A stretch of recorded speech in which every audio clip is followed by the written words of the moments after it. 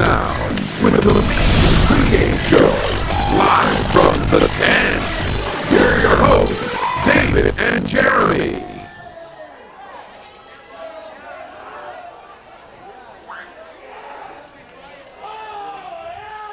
Good evening, Wolves fans, tuning in from Sammamish, Seattle, and every corner of the Puget Sound or world.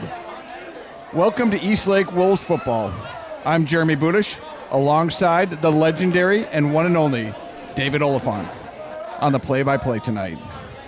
We're live from the Viking Fortress, Spark Stadium in Puyallup, Washington, on this blustery and wet Friday night for the round of 16 action in WIAA 4A state football playoffs. It's literally a David versus Goliath showdown. Your resilient Eastlake Wolves 5-5, the number 16 seed, versus the top seed Puyallup Vikings at 10-0. Puyallup earned the home field glory after a 78-0 demolition of Kamiakin in the round of 32. Do or die, winner to the quarters, losers' dreams are deferred. This is playoff football with Eastlake as the underdog, but fire clashing against Puyallup's purple and gold dynasty. We've got full coverage, your live play-by-play action. Please subscribe and like the broadcast right now, or we're gonna shut her down. Drop your predictions in the chat as you hit the like button. And Wolves Nation, let's hear the howl echoing across the sound and the world. Let's roar for the Road Warriors. So let's talk about the Eastlake Wolves under first-year head coach Greg Hurd.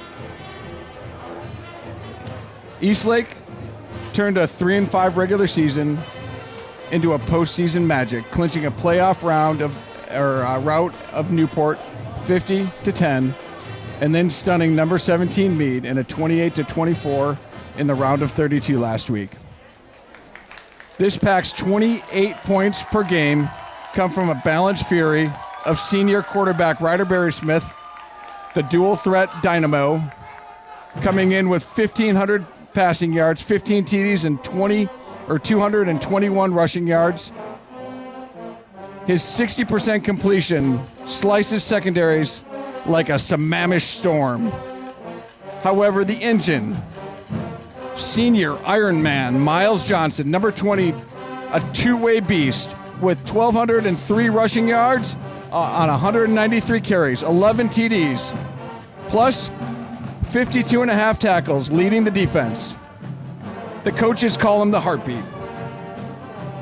He's captured the Eastlake career rushing throne.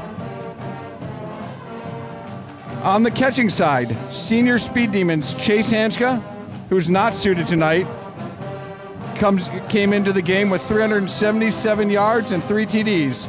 And Landon Johnson, 28 receptions, 347 yards, and 3 TDs. Also a kickoff return dynamo. Both Landon and Miles are D1 lacrosse commits signed this week at National Signing Day. Defensively, junior Jack Steiner, 44 tackles. Senior Adam Barrick, 41 and a half. The Wolves come in with 7 sacks from Logan Karch, Jack Devine, Barrett Bratland, and a few other of the Wolves defense. Special teams pop with Jack Steiner's 42.1 yard punting average and Ben Byman's 25 of 26 PATs. The Wolves 0-4 on the road are battle-tested against Bellevue Skyline. Tonight, grit meets glory. Now, the number 1 home seed Puyallup Vikings, coached by DJ Mims, whose tactical wizardry has this South Sound League and squad at 10-0, cruising through blowouts like 54-0 over Emerald Ridge and 45-0 versus Curtis. A 43-14 rout against Graham Kapowson. This Viking squad is averaging 42 points in a spread option avalanche. Junior quarterback Braylon Polino is orchestrating or coming in with 2,200 passing yards and 25 TDs, a 62% completion rating. Junior Josiah Mitchell, DB and wide receiver, 1,200 all-purpose yards, 12 TDs, 5 interceptions. A D1 magnet with wingspan for days. And senior Kyson Douglas, number 2, 1,050 rushing yards, 10 TDs.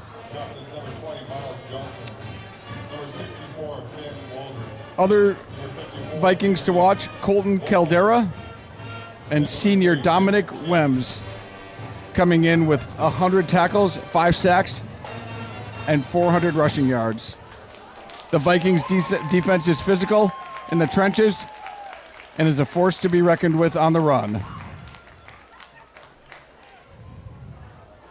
Eastlake's balance bite versus Puyallup's aerial storm. Barry Smith poise dueling Paulino's precision. Johnson's vision testing Weems' hammer.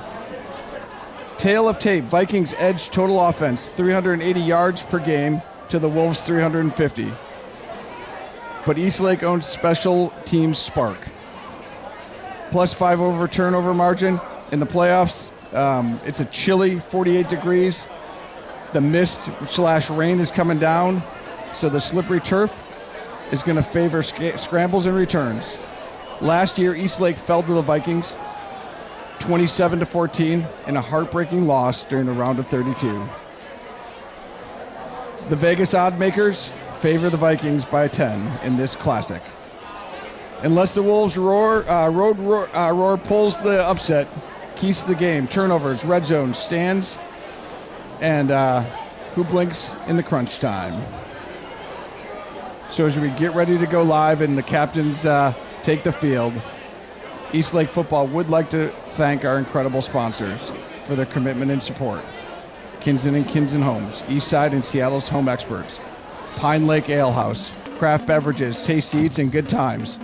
Sherrill Hill Compass Real Estate, helping Sammamish neighbors find their place to call home. LBM Travel Incorporated, let Leanne be your expert guide to travel and savings. Pape Material Handling. Thank you, Pape Material Handling, for your support of Eastlake Wolves football. And Bradley Appliances, helping families on the east side with trusted appliances and great service. We appreciate each of you making nights like tonight possible. So settle in, Wolves Nation. Grab your snacks, turn up the volume, and get ready for a post-season showdown. As we tip our caps to Eastlake seniors, closing out legacies with pack pride. Remember, this is community comeback champions forged in November mud. This is high school football at its best. Live from Puyallup on your home for Eastlake football. Go Wolves. At a receiver, number 11, junior James Ort. At a wide receiver, number 2. Their dream end. Your home team, the Eastlake Wolves, roaring into the postseason with a ground and pound attack led by senior running back Miles Johnson, averaging 133 rushing yards per game. Standing in their path, the dominant Puyallup Vikings, undefeated at 10-0, a passing game that lights up scoreboards, and a rush attack that pounds defenses into submission. Only one thing matters now: win and advance, lose, and the season ends. Expect explosive playoff intensity charged through every snap. Eastlake versus Puyallup, the Sweet 16 starts now. Well, Jeremy, great job with that introduction here. We're up in a heated press box here on the home side of the field. The Eastlake captains are taking the field right now with the Puyallup Vikings, but what an environment for high school playoff football here tonight. This is quite the facility. Like you said, it's one of the nicer press boxes we've been in all year. So, and it's an electric environment. We're sitting just above the band, and then we're on the home side, so we have a lot of action here in a packed stadium. The Eastlake fans have traveled well tonight. You know, they had a student bus come down, and they had the cheer squad and the band are here tonight, so both sides are rocking, and this is a playoff round of 16 at its best. We're, like we said in the intro, we're the number 16 seed coming in against a very, very good Puyallup team at 10-0. Yes, they are good. And Jeremy, as you mentioned, these two teams faced each other last year, but I think there's some new faces on this Puyallup team that we haven't seen. And as you've said all year, I love the phrase "battle tested." This Eastlake team with a record of 5-5. Don't look down on them. They played some tough teams. They are battle tested, and they're excited to play this team tonight, the number 1 team in the state, the Puyallup Vikings. For sure. And Dave, like you and I talked, as we were pre-gaming this, really this Puyallup team is a good team. I don't know that they're drastically better than Williamsfield that we played in game 1. Yeah. What I can tell you is we are a drastically better team tonight than we were when we were down in Southern California. And so, it's David versus Goliath, but, last I checked, David can win, right? So he did. So it's going to be a good game. Our guys are fired up. They're ready. They understand that they're playing, for these seniors, they understand last night could have been their last night of practice, and tonight could be their last time on the field. And so they're going to come out, they're going to give it all, and we're going to see what this squad has to offer for sure.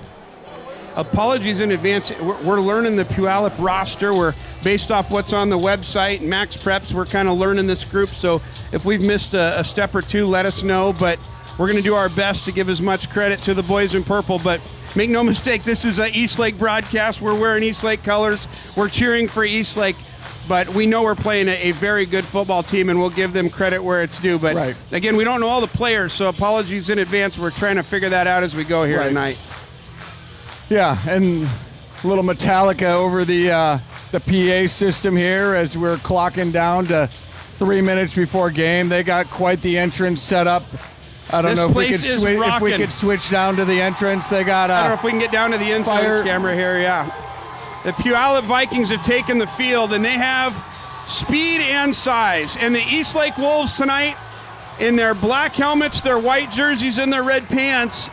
Jeremy, as you mentioned, the seniors are going to play this game as it's the last game they're going to ever play, because for many of them it might be here tonight, and they're going to give it their best shot. Last year, I still remember when we played Bellevue mid-season. Bellevue was the number 1 ranked team in the state at that time, and we went in at halftime up 28-14. And I think Coach has been preparing these guys all week that's a mentality coming into this game. Yeah, I think Coach told them, on Monday or Tuesday at practice, hey, if you don't believe you can't beat them, nobody is, because, really you're the underdog. Everybody in the state other than you guys and your fans believe that Puyallup's going to win tonight. So you need to come out. You need to set a statement. We've done it. We have the ability to set the statement. You go look at that first couple drives against Bellevue, and we set a statement there, and hopefully we do it tonight. We'll pause for the national anthem here.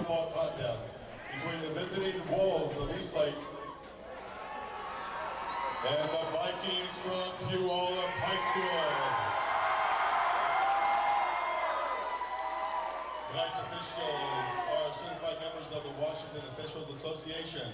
The officiating crew for tonight's match: referee Joseph Horn, umpire Lynn Strub, line judge Kyle Fox, head linesman Andre Springer, back judge Erwin Cablono.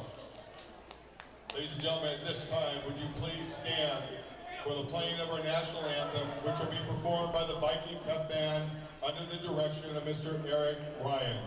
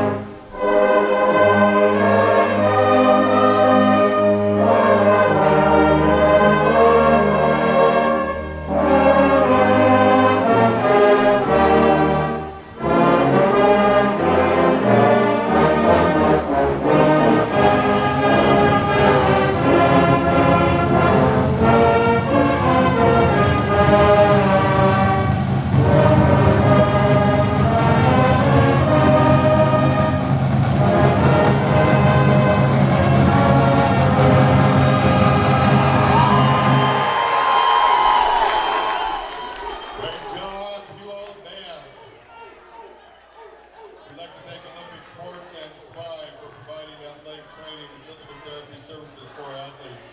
Over 19 locations around the South Sound, including a location next to Good Samaritan Hospital, Olympic Sport and Spine is dedicated to supporting youth athletics. Olympic Sport and Spine, local roots, local ownership, local commitment. The athletic trainer for this evening's contest, Mr. Joshua Garcia. Tonight's volunteer chain crew, led by crew chief Dan Balmer. In the booth, controlling the clock and scoreboard, Mr. Mark Birch and Mr. Terry Howard and Andy McClure. Spotters, Mr. Mike Justino. I'm Russ Pica, your stadium announcer. Let's play some state playoff football. The Eastlake Wolves kickoff return team has taken the field. Miles Johnson and Landon Johnson are back deep to receive. Number 4, Jack Steiner, the fullback, having a little bit of hard time seeing some of the other numbers of the up-backs. In the front line, we've got 16, Blake Pichar, 17, Gideon Birchfield, I believe 23, Barrett Bratland, and 32, Rory Johnson on the other side of the field. 10, Arif Doshi on the near side. Ball's kicked it short. It's going to be fielded by Landon on the 18. He brings it across the 20. He's still on his feet, just shy of the 30-yard line, and the Wolves will take over 1st and 10, going left to right. That's a great return. It is not a well-kicked ball, but on a wet and slippery night like tonight. And their kicker is a solid kicker. He's got good stats this year. It's a wet night. It's not pouring rain, but it's been wet all day. The field's going to be wet. I suspect it'll be slippery. The Wolves' offensive line anchored by Big Finn Waldron and Henry Volpone, both captains. Brady Painter, Mason Flynn, and Paxton Jacobson. Receivers, Estes Oliphant, Mason King, Landon Johnson, and James Orton. The game, Miles Johnson in at tailback with quarterback Ryder Barry Smith. Ryder throws on 1st down to Landon Johnson. 5 yards, pitch and catch. We talked to Ryder earlier in the year about that, and that's what he likes to do. So Ryder is 1 for 1 on the night with a 5-yard throw, and it'll bring up 2nd and about 6. Not exactly a favorable spot on the play. Yeah. Okay. You can hold this. We just got a Puyallup roster here, so bear with us here. That is the disadvantage of not knowing we were streaming until last night. I did some very quick work over the last 24 hours, and number 2, Estes Oliphant's wide open. Just a little bit just over his overthrown. hands. Looked like a botched coverage there. Ryder just didn't see him. Estes had sat down in the pocket there. Estes' first start of the year tonight. Chase Hanska. Your son? He is my son. Chase Hanska, unfortunately, one of the leading receivers for the team, out tonight. And it looks like Estes subs out, and number 7, Ethan Rogers, checks in the game.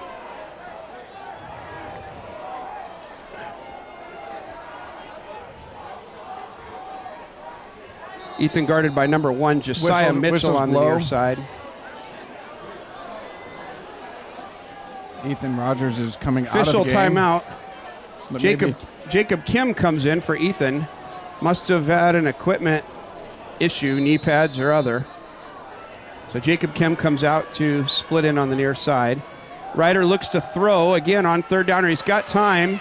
Steps up in the pocket, and he's going to be sacked around the 26-yard line. So it's going to be a loss of about 8 on the play, and it'll bring up 4th and long. So Eastlake completes first pass, had an opportunity, missed it, and then on 3rd down, Barry Smith gets sacked. Throws 3 plays in a row. I do like the poise that you saw from Ryder, that step up into the pocket. Yeah. The protection just collapsed a little bit on him, and that's unfortunate. We're going to see all Kimco Conference punter Jack Steiner. Interesting punt return here. 2 returners deep for Puyallup. That's 0, Josiah Denmark, and Mitchell also back. Low punt, low snap. Steiner gets it away. Good coverage. And the ball comes out. I did not see a fair catch. And Eastlake may have recovered the ball. Let's see if we can get a replay on that. Puyallup does come up with it. And it looks like the returner's down on the play. Interesting play. I did not see a fair catch, but once you fumble it, even on a fair catch, it's a fair ball. Yeah.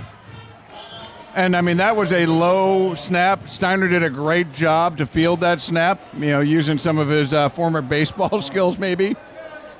And we do have a Viking that's down on the other side of the field. Pause for just a moment, reflecting on that first drive for Eastlake.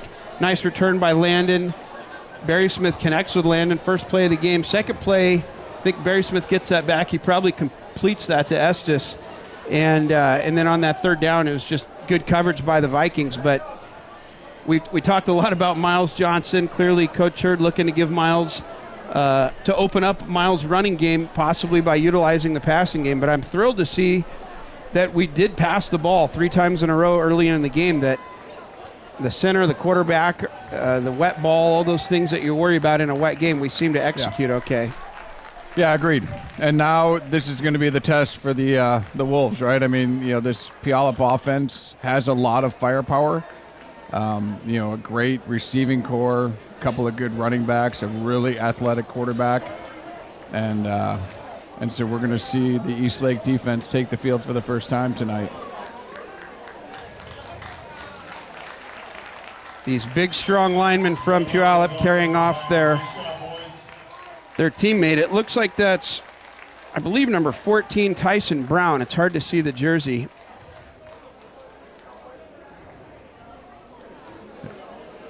That is number 14, Tyson Brown. So there you go. Puyallup starting O-line brought him off the field, and that's 59 and 56 headed back. Those are big boys.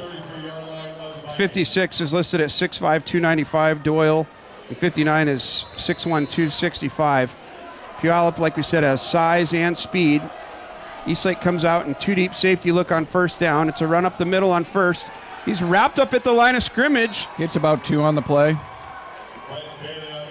Looks like Adam Barrick and Henry Volpone there for the first tackles of the night for the Wolves. Brought down by Adam Barrick. Gain of 2 on the play. Brings up second down and 8. Is that number 21, the tailback? That's what it looked like. Bailey.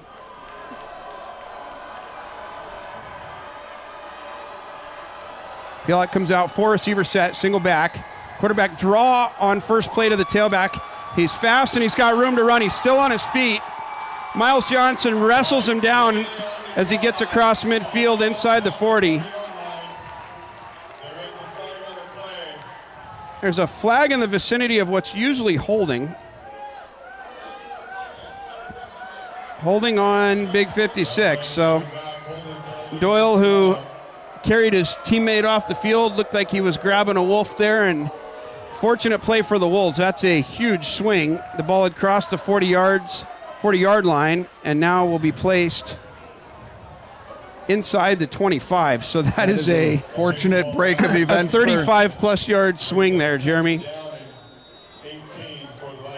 Secondary for the Wolves, Landon Johnson near corner, Finn Hanna on the far side, 27 Barrett Bratlin at strong safety, 20 Miles Johnson at free safety, 4 Jack Steiner out here at outside linebacker, to Adam Barrick and Jackson Wheeler at middle linebacker. Throw hit hard by Finn Hanna. That was great coverage. So on second and long, Puyallup trying to get some rhythm, throws a curl route, and Finn Hanna reads that perfectly. Puyallup will only pick up a couple on the play, and with the holding penalty, it'll bring up 3rd and 15 for Puyallup here on their first drive of the night. Yeah, I mean, he just barely made it to the line to gain.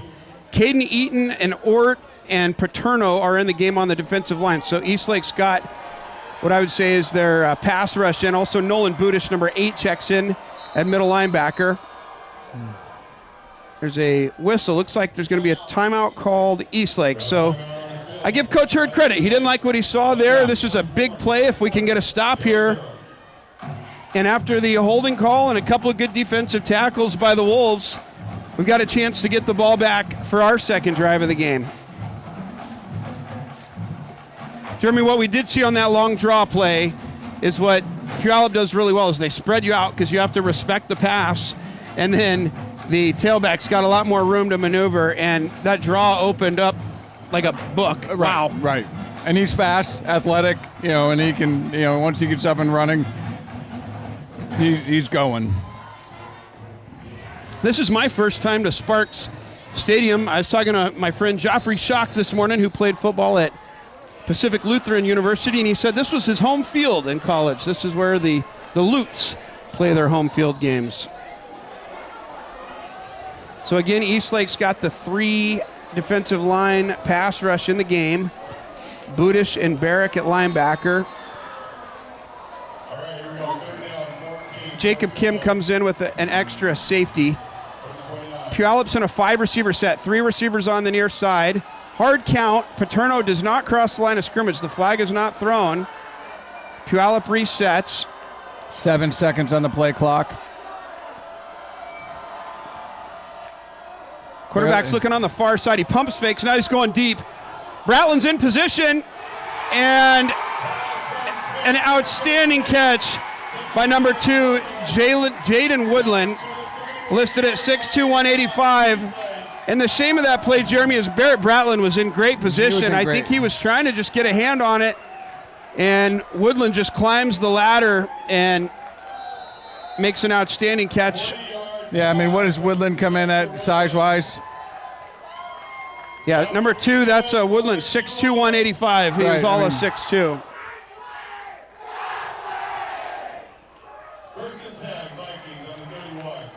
The Puyallup fans are impressive here tonight. Handoff on 1st and 10. Miles Johnson with the tackle, but not before 21. Brighton Bailey, 5'10", 180, sophomore.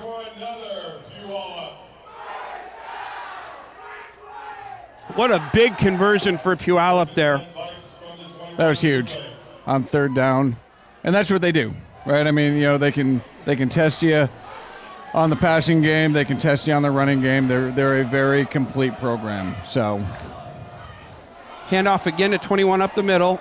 Adam Barrick brings him down, gain of about 5 on the play. This quarterback, number 11, Noah Smith. We had the wrong name in pregame. Noah's listed at 6 foot, 194. He's a junior.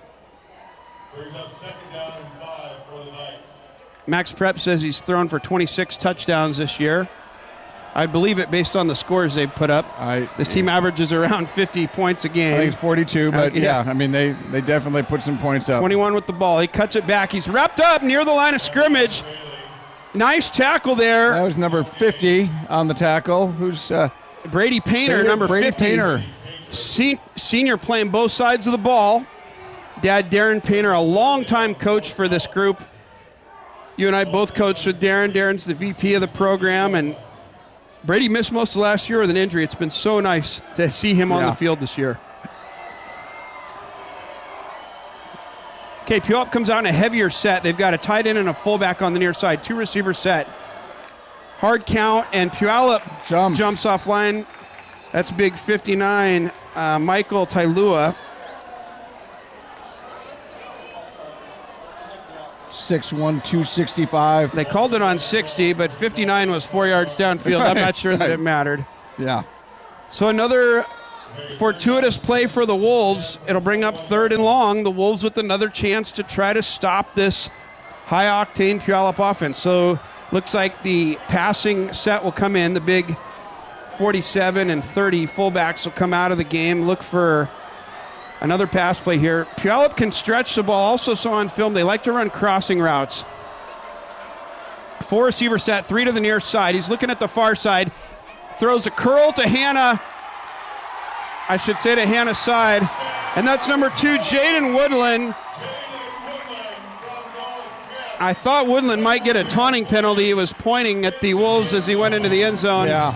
But it was a very good play by Woodland. He just a 10-yard curl, broke the tackle. Yeah, Hannah gets him wrapped up and fights his way into the end zone.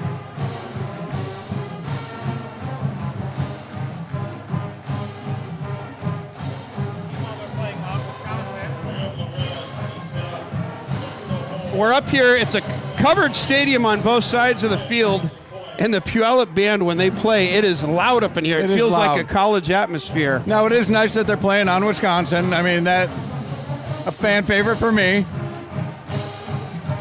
The kick is up and it is good. So Puyallup is up 7-0. First drive of the game converts 2 big third downs. They had a couple penalties. Eastlake tackled well on the run plays, but the long pass to Woodland, number 2, and then Woodland on the touchdown there. I mean, he's going to be a player for the night. Right, he's their player for sure. And that has ticked off just under 6 minutes in the first quarter, so right at the halfway mark. Also, key play, 40-yard pass from Smith to Woodland.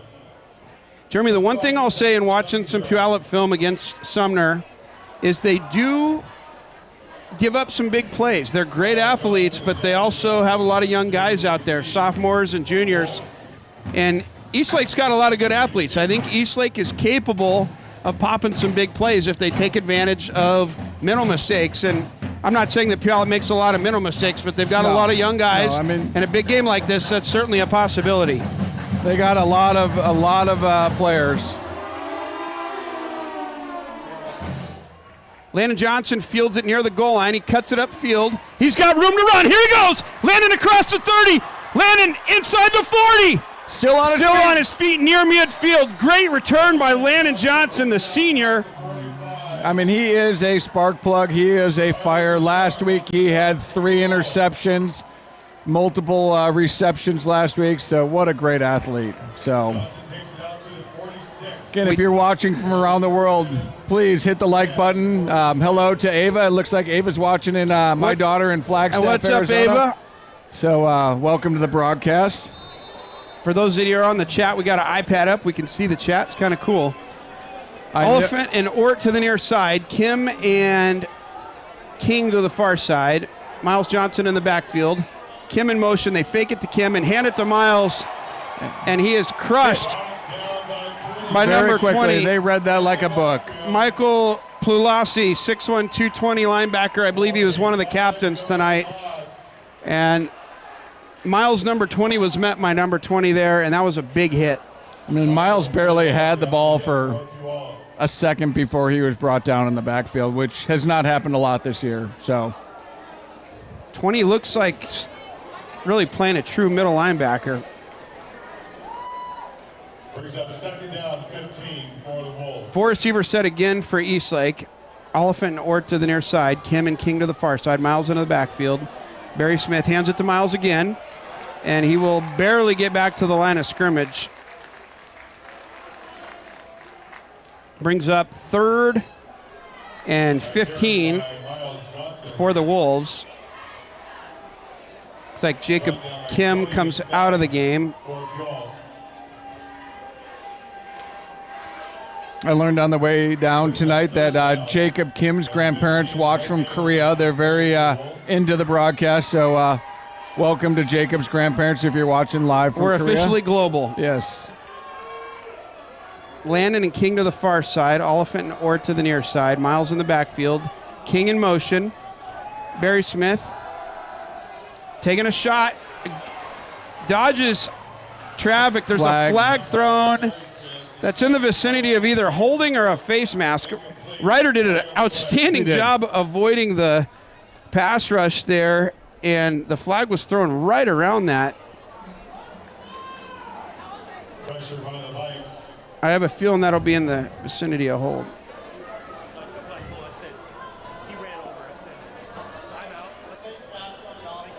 Face mask on the offense. So penalty will... Against the Wolves, it is declined. Brings up 4th down and 15. It's an interesting offensive flag, but what I do like is that Ryder had time to step up in the pocket again. We aren't able to go back and look at if he had any of his targets open there, but Eastlake will punt for their 2nd time of the night here, possessing the ball just for under 2 minutes on this drive. So another 3 and out for the Wolves. As you mentioned, Jack Steiner, the all-conference punter, also a very good linebacker and running back, gets it away, nearly blocked. And Puyallup will attempt to return it, but great punt coverage by 77 on the Wolves. That is Paxton Jacobson, the center. For the Wolves.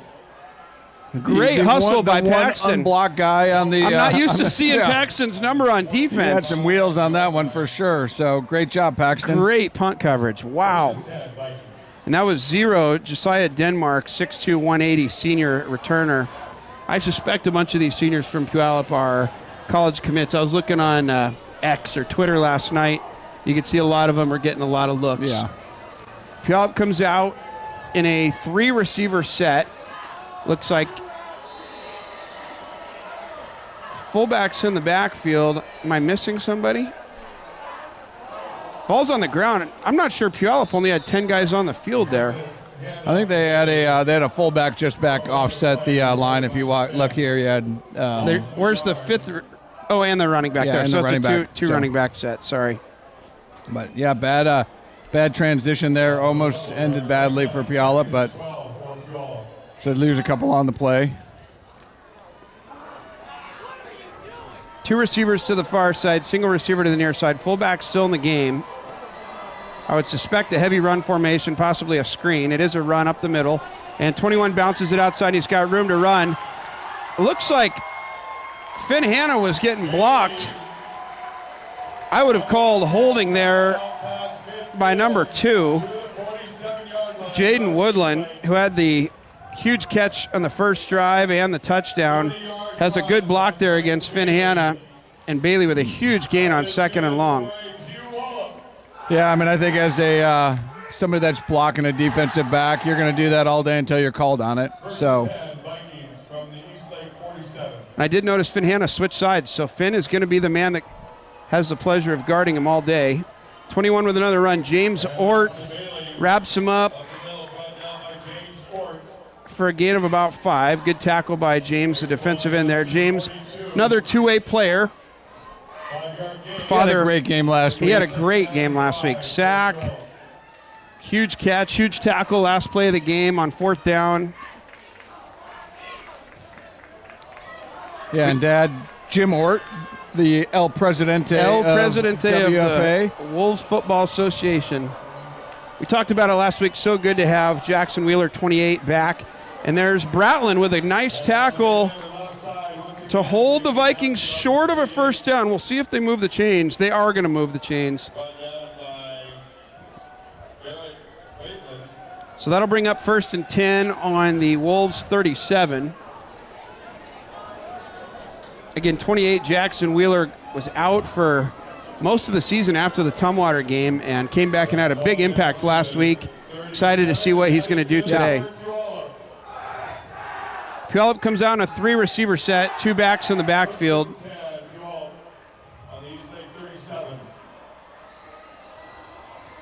Fullbacks offset on the far side.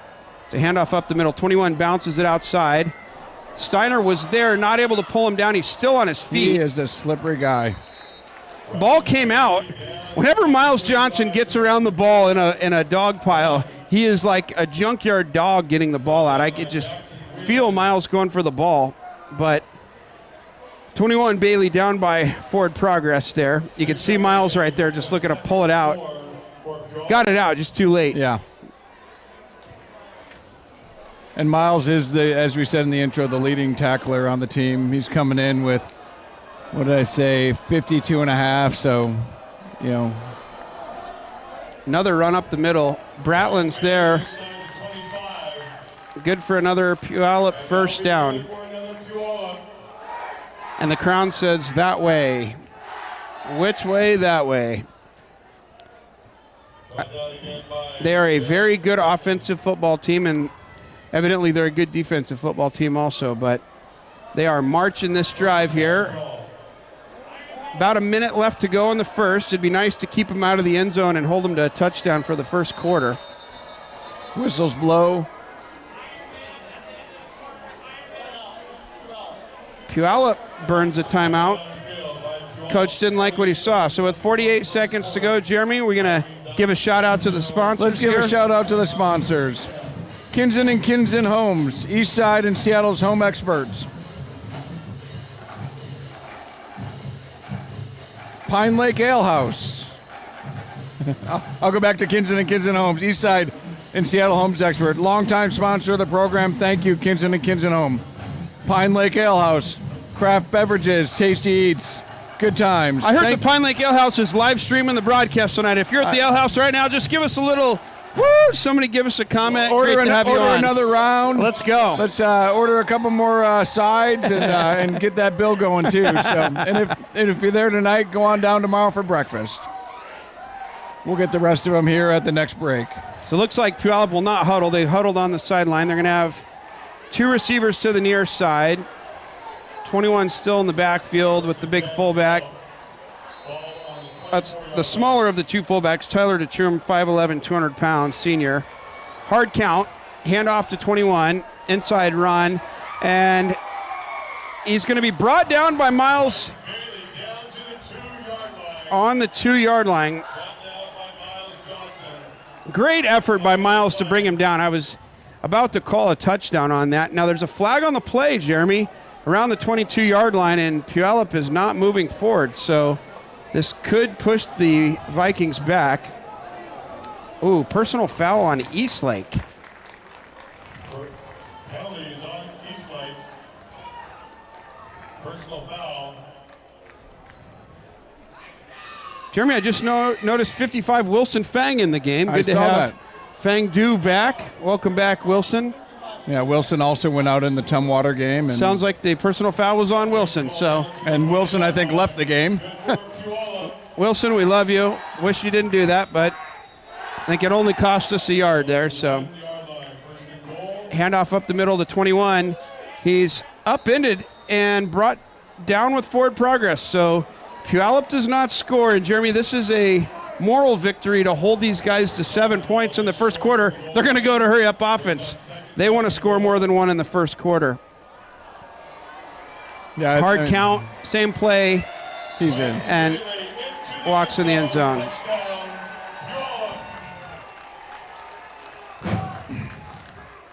This Puyallup O-line has some big boys on it. It is.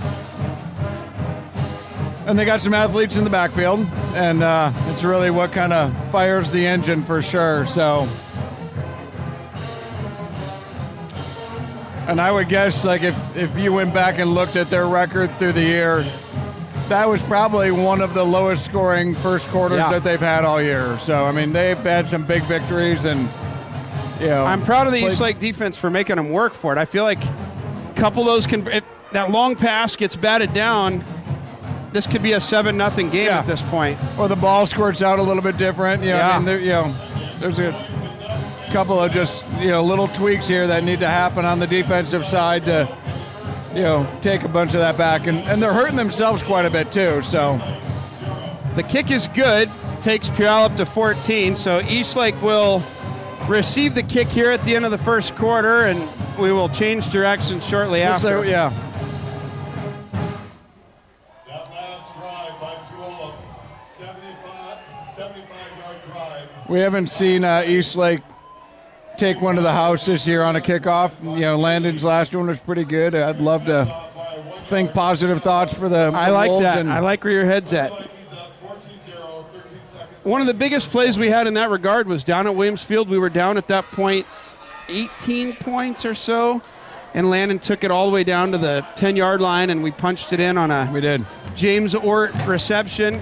A few plays later, this would be a great time for one of the Johnsons, who are not related but close friends, to take one to the house. I do notice on this Puyallup kickoff team, big number 20 and number 30 are the 2 middle wedge breakers. So I think maybe Puyallup is done kicking to our return squad, and they just kicked it through the end zone. So, well, the kicker showed that he had a leg there, right. So we have full respect for him. So Eastlake offense comes back out to the field. 13 seconds left in the quarter, and we'll see what Coach Hurd and the squad have up their sleeve. The running game, they didn't get it going. We could really use some action on the running game. So we'll see what. Tight end Ort on the near side. King and Oliphant also on the near side. Landon on the far side. Barry Smith signals King on the motion. Barry Smith hands it to Miles. Miles looked to get outside, still on his feet, and he's going to be thrown down for a loss of about 1 on the play. This Puyallup defense in their pursuit, they're fast and they're strong. And that'll be the end of the quarter. We'll switch sides here, Jeremy, at the end of the first. So let's go back to the sponsors we missed in that last round. So LBM Travel. Let Leanne be your expert guide to travel and savings. Thank you, Leanne, for your support and sponsorship of Eastlake football. Appreciate it. Pape Material Handling. Thank you to Pape Material Handling for your support of Eastlake Wolves football. Appreciate everything you do to make nights like tonight happen. And Bradley Appliances, helping families on the east side with trusted appliances and great service. Thank you, Bradley Appliances. And last but not least, Cheryl Hill Compass Real Estate, helping Sammamish neighbors find their place to call home. Thank you, Cheryl Hill, for your support of Eastlake football and Eastlake cheer. So thank you, Cheryl. The golf Wednesday will play here next Saturday at 7:30. Joined us late. Eastlake started the game with the ball. Offense went 3 and out. Barry Smith did complete his first pass of the game. He was sacked on 3rd down. We are 2nd down and Converted a 11 huge for 3rd down on their first drive of the game, and ultimately scored. Eastlake went 3 and out again. And now this is Eastlake's 3rd drive of the game, going right to the left. Barry Smith on the singles. Big handoff to Miles. Ball's tipped at the line of scrimmage. Barry Smith pass intended for Mason King. Incomplete. Defended by Corey McFadden. Brings up 3rd down and 11 for Eastlake.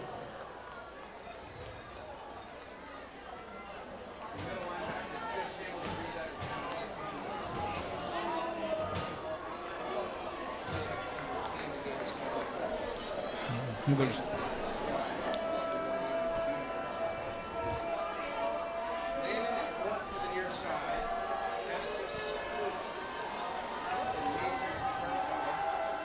Ball's thrown in the flats to Miles, and he's got some room to run. He gets across 25, just tripped up. Oh, Miles, with such good balance, I thought he was going to get the first down. Yeah, they- Bring up 4th and, not a good spot. I think his knee went down there, but I think his 7-yard ball line. was, Brings up 4th down and 3. I don't know, man, that was not a good spot. Man, that was not a good spot for Miles there. He was lunging forward. His knee went down in that vicinity, but the ball was all the way out, I thought, near the first down. So it'll bring up 4th down for the Wolves, who will bring their punt team on the field for the 3rd time today.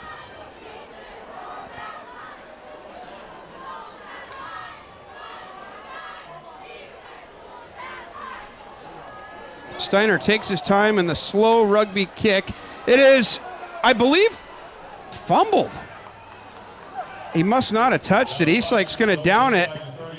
Bratlin played the game just in case, but and it looks this like ball was really close. Looked like Steiner got hit pretty hard on the kick, and you're not going to see it in the replay, but I'm surprised there wasn't a flag on that kick. Sean Goldie is shaking his head here. He's watching the huddle film, and yeah, I'm surprised. It'll be a jump ball, 1st and 10 on the 33-yard line. Maybe they got a piece of the ball simultaneously. It didn't look like it to me. It didn't look like it. I mean, they definitely had pressure on Steiner, but he got the ball away. Puyallup takes over for their 3rd possession. 3 receivers to the near side. Hard count. Finn Hanna looks like he's blitzing on the short side of the field.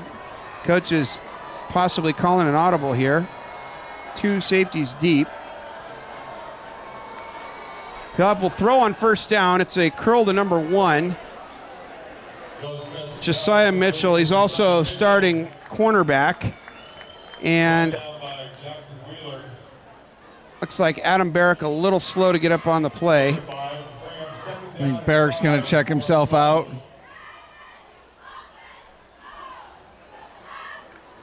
8 senior Nolan Budish comes in the game at middle linebacker. He's played very good for the Wolves this year on both sides of the ball. Trips on the far side, single receiver on the near side.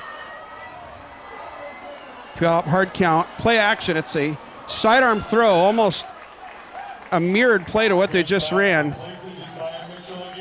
Josiah Mitchell listed at 6'5", 185. He's a tall guy to defend, and linebackers kind of bit on that play action, gave him a little softness in the zone, and Josiah gets a couple yards off of that for sure. So.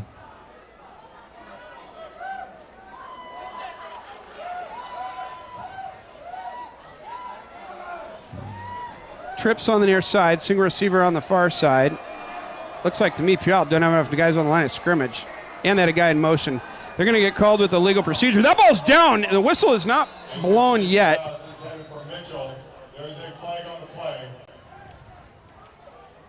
When there's 3 receivers on the near side, one of them's got to be on the line of scrimmage, and at the snap, the widest receiver was backing up. You cannot be moving backwards, illegal formation, and he was in motion. It was double duty. Double illegal formation.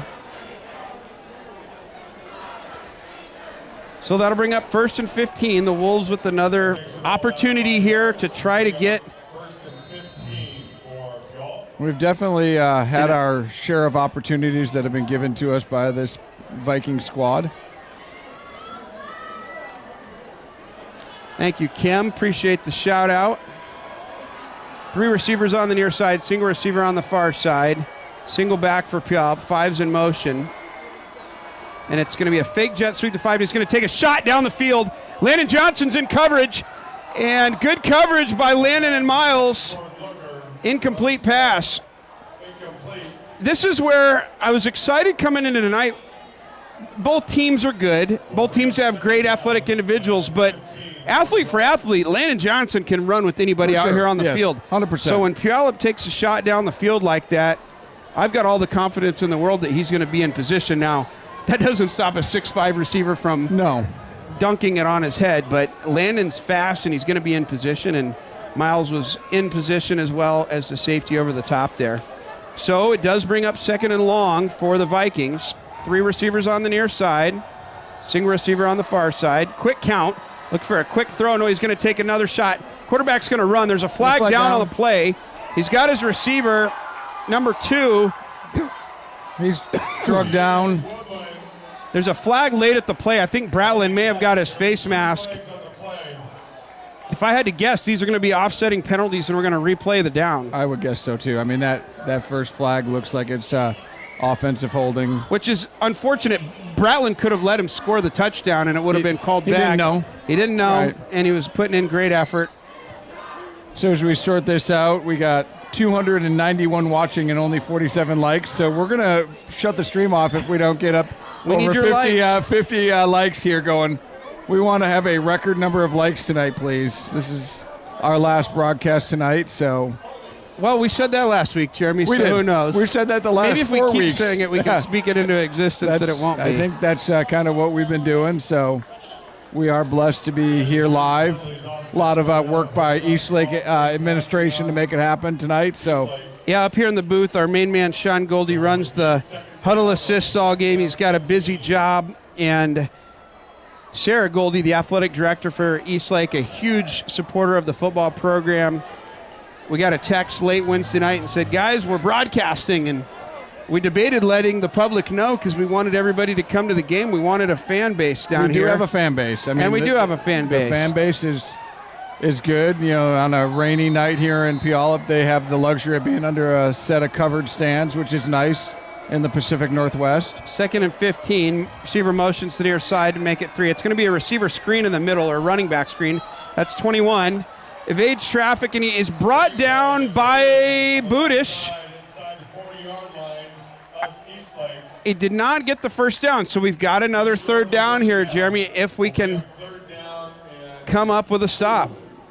Good pursuit by Budish there. 21 is just slippery. Barrett Bratlin ran right by him.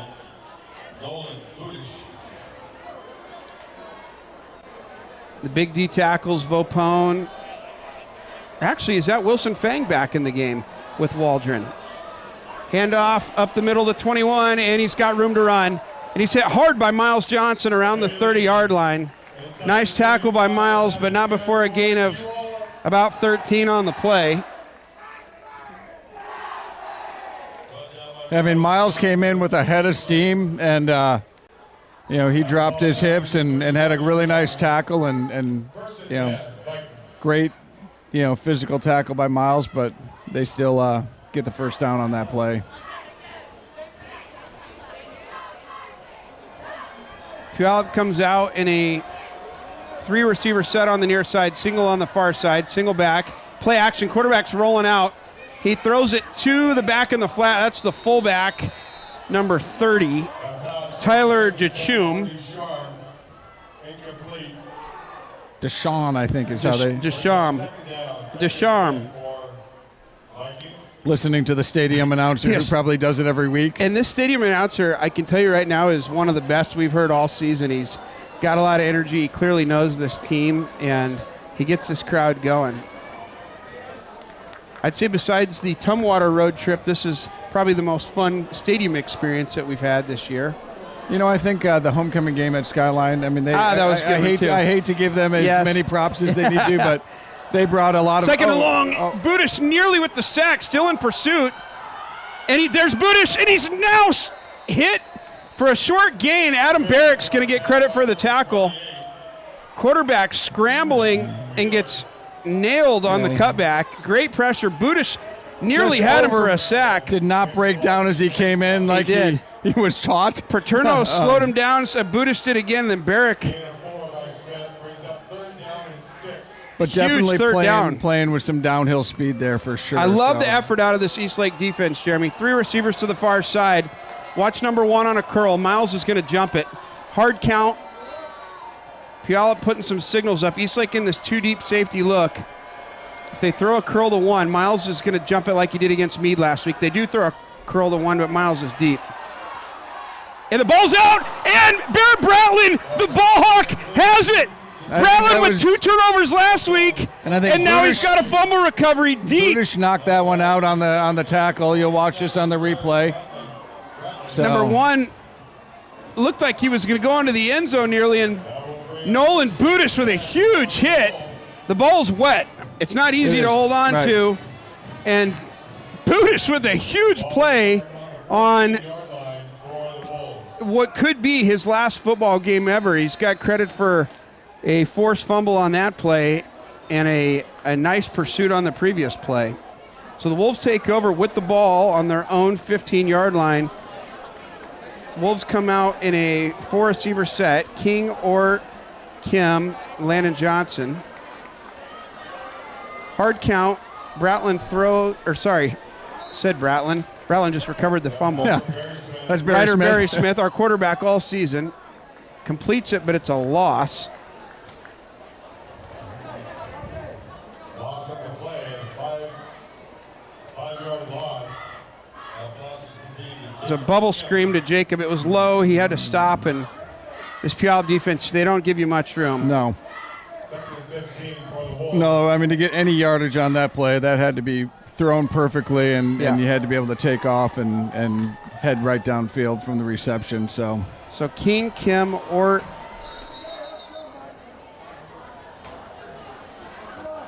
And Dave, you talk about, fun environments. It was fun last night. So last night, Athletes for Kids, which is a great organization in the Plateau and the Greater East Side. It puts athletes with, kids that have different, needs in the community, and they buddy them up. And it's a super neat organization. They had their fundraiser last night. I was there, and I actually met Skyline Stadium announcer. Ginger Painter introduced us, and we had a great conversation. He's actually going to do lacrosse, so he invited us over to come see him during the game, and we're at Skyline very cool for lacrosse. But super neat organization. If you don't know anything about it, go check it out. Athletes for Kids. If you have a few extra bucks in your pocket, give a donation coming into the new year. But yeah, super unique. I know my son does it. He's got a buddy, and they hang out together a lot and really help each other. Well, and the other piece is if you're an athlete and looking to do something good for the community, build your resume up, all those things. It's a good way to give back. Absolutely. Barry Smith in the backfield here. Miles offset. Landon and Kim's play action. Barry Smith just takes a shot to Landon. Landon guarded by big, tall number 1, Josiah Mitchell. Yeah, I mean, Ryder just kind of throws that one up there and says, Landon, go do something with this. And, you know.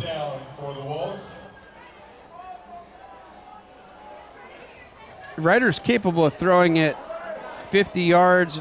I don't know if that's where he meant to put it or it was a little bit of a wet throw. Yeah. 3rd and long. Barry Smith comes in for the play. Play clock's at 10 seconds, so they're going to need to move a little bit to make sure they get this off. King, Ort, Kim, and Johnson in at receiver. It's a play action. It's a throw to Landon Johnson, who drops it, and that's probably best case scenario. Josiah Mitchell was there and put a hard hit on Landon.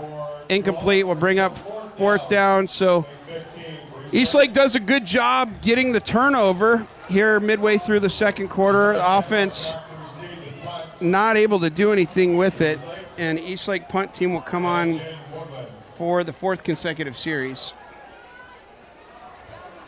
Jeremy, I brought you a sandwich here tonight. Maybe you'll eat it at halftime. I must say it is a fantastic Cuban. Oh, perfect. I love it. Thank you. I had one, and it was great. I rushed here right from work, got here, and texted Dave and said, bring me something to eat. I'm hungry. Steiner gets it away quicker. I like the quick kick, but I'm not sure about the return. This is a fast return player, and he is gone. Steiner, the punter, in the vicinity, and he's going to be tackled. 16, Blake Pichar will get credit for the tackle. I don't know if that's Blake's first tackle of the year, but he hasn't played a ton of defense, so great hustle by Blake there on the play. He didn't give up on it. Yeah, and Steiner also, I mean, punter, releases, heads, and really slows him down enough for Blake to get him out of bounds. So great job, Jack. Jack's a heck of an athlete. Jeremy, there's the old saying, out-kicking your coverage, and unfortunately, when Steiner holds on to the ball for a while and does his rugby-style kick, it gives that coverage team a lot of time to get down the field. He got rid of it quick there, but Landon was the only one in the vicinity, and we paid for it. Yeah. Puyallup hands it to their scat back 21 up the middle. He's still on his feet, and he's going to spin into the end zone for a touchdown. He was wrapped up by a host of wolves near the 5-yard line. I saw Miles in the vicinity. Yeah, he is just hard to get down. Hats off to 21. He just stayed on his feet and kept fighting, following his blockers. Yeah, it looks like Budish, Brett, maybe Barrick or Wheeler there. And I think all of them had hands on him at some point. But, yeah, he's slippery. Quite the athlete.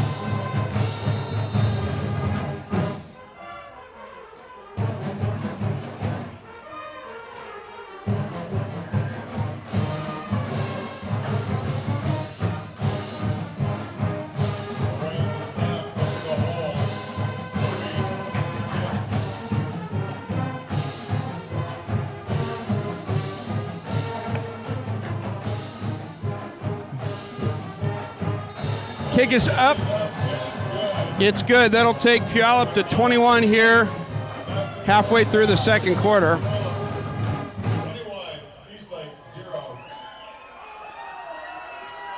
Well, Jeremy, I don't think we've had any surprises tonight. I'm happy with the effort of the Eastlake defense. They've caused a turnover, had a couple big third down conversions that Puyallup's got, but the Eastlake offense has got to come up with some production here.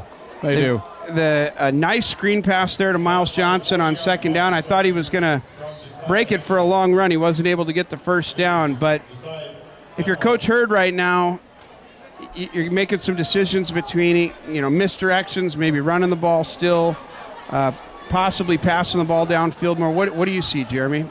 Obviously they have scouted Miles Johnson, and they're on to the Miles Johnson game. And a lot of teams have scouted him. They're just a bunch of, athletes here that make it super hard to get that running game productive without a passing game. So I think you got to go to the air. You got to get, something going. is that long shots. These play action passes don't seem to be really working that well. Or a kickoff return by Landon. Another great return by Landon. He's out to almost the 30-yard line. I saw Miles with a huge block. Watch this return. Watch number 20, Miles Johnson, is right in front of him. Blasts a hole open there. Good job by Miles. Yeah. So I do think the passing game and, these, bubble screens and that type of pass does not seem to be working. So I think you got to go do something like we did on the first play, which is a 5-yard pitch and catch. Or a stop and go and see if you can get some jumping the route. Yep. Oliphant back in a receiver with Kim. Ort on the near side with King.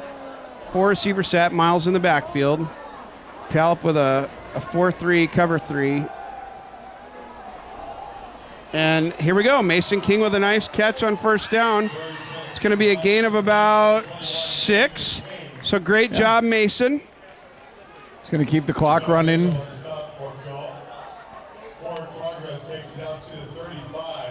Number 7, Ethan Rogers checks in the game. We haven't seen a lot of Ethan this year. He got hurt earlier in the year, and great to see the senior back on the field. Ethan and Estes. We saw him check in earlier in the game and check back out, and now he's back in. So covering, we mentioned, for the injured Chase Hanska. So Ethan on the far side with Ort in the slot. Kim and King on the near side. Miles in the backfield. Puyallup looks to bring some heat. Kim motions. They fake it to Kim. Give it to Miles. Miles dancing through traffic. And the ball comes out, and Puyallup scores a touchdown.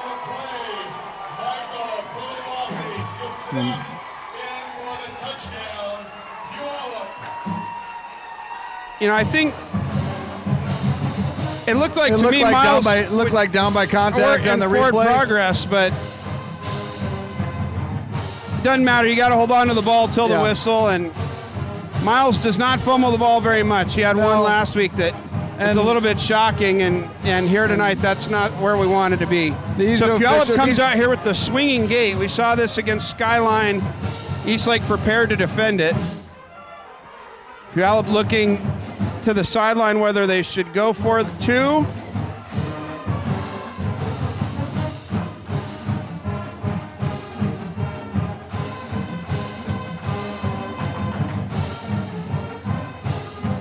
And they indeed are going to go for 2 unless there's a shift here. And 3 keeps it himself. He throws it. And Eastlake just didn't have the right receivers guarded there. I mean, that's kind of like a little bit of a poker match, so. This Puyallup team has no mercy. Up 28-0. They're trying to have fun and put points on the board. I get it. I don't like to be on the receiving side of it, but I get it. This is a very good football team. So 4:48 left to go in the first half. It's now Puyallup 29 and Wolves 0. That was a 35-yard fumble return by Michael Puyallup. And these officials do a good job. I mean, it's tough to see that in real time, and we have the benefit here of a replay. They don't have it here at high school level, so.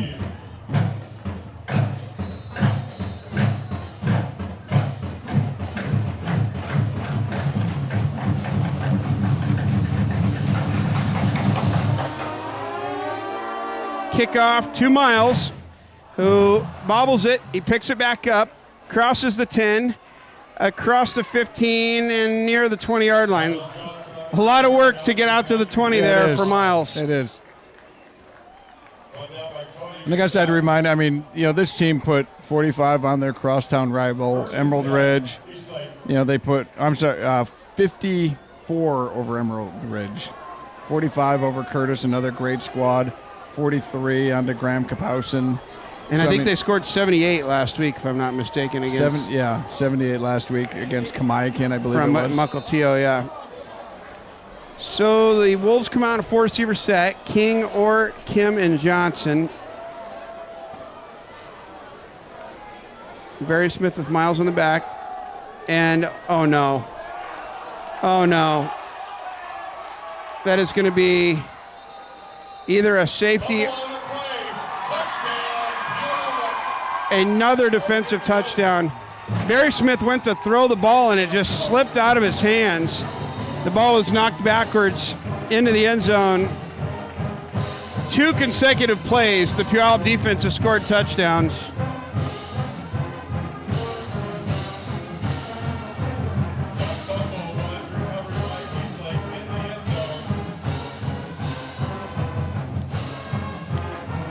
So they're saying that fumble was recovered in the end zone by Eastlake. I'm not quite sure what Coach Hurd's doing here. Coach Hurd called his players off the field. Down 31-0. I'm not sure.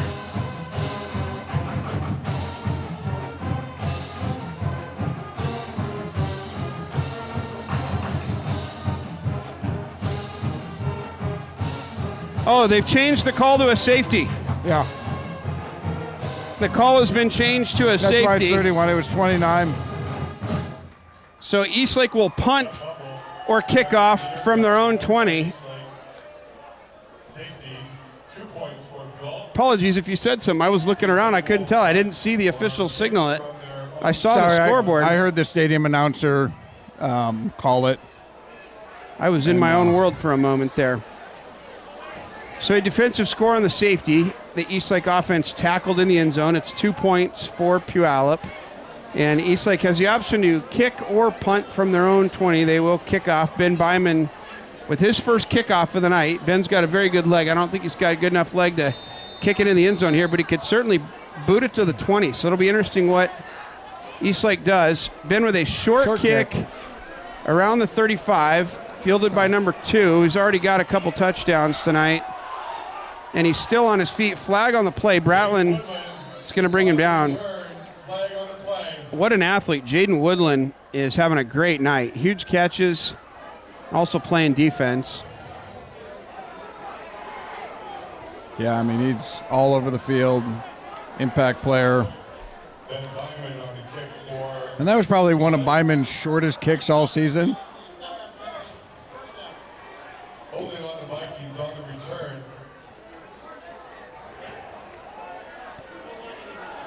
Going to take the ball out to the 45-yard line of Eastlake. So with the 10-yard penalty, it's a spot foul, 10 yards from the flag. So Puyallup will take over on the Eastlake 45. 1st and 10 with 4:23 to go here in the first half. It's Puyallup 31, Eastlake 0. Puyallup with 3 receivers on the near side, 2 on the far side. Empty backfield, quarterback in the shotgun. Throws quick on first down. Receiver still on his feet. And he's still on his feet. And the ball, I thought the ball came out for a moment. So, Dave, looking at it, Jaden Woodland is committed to Eastern Washington, Coach Hurd's alma mater. So he's a Division I athlete. Yep.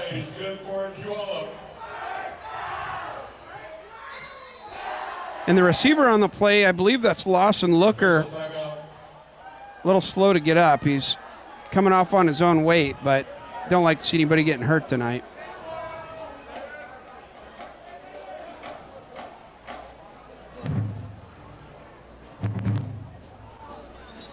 So it'll be 1st and 10 for Puyallup on the Eastlake 34. The clock is running, as is the play clock.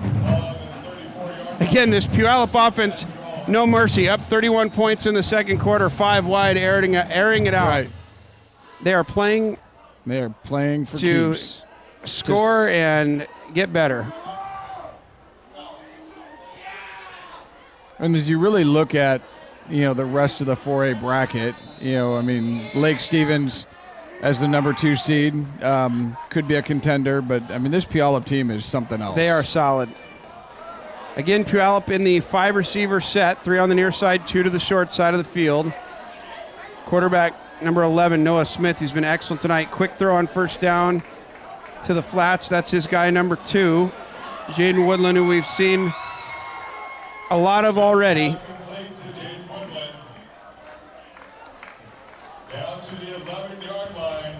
good for another Puyallup.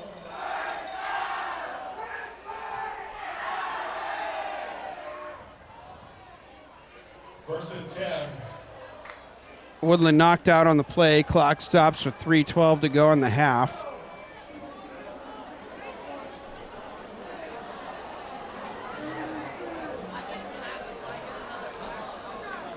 First and 10, Puyallup from the 11. Puyallup comes out, 2-back set, 3 receivers. And it's going to be a jet sweep to, I believe that's 0, Josiah Denmark. That's Miles on the tackle.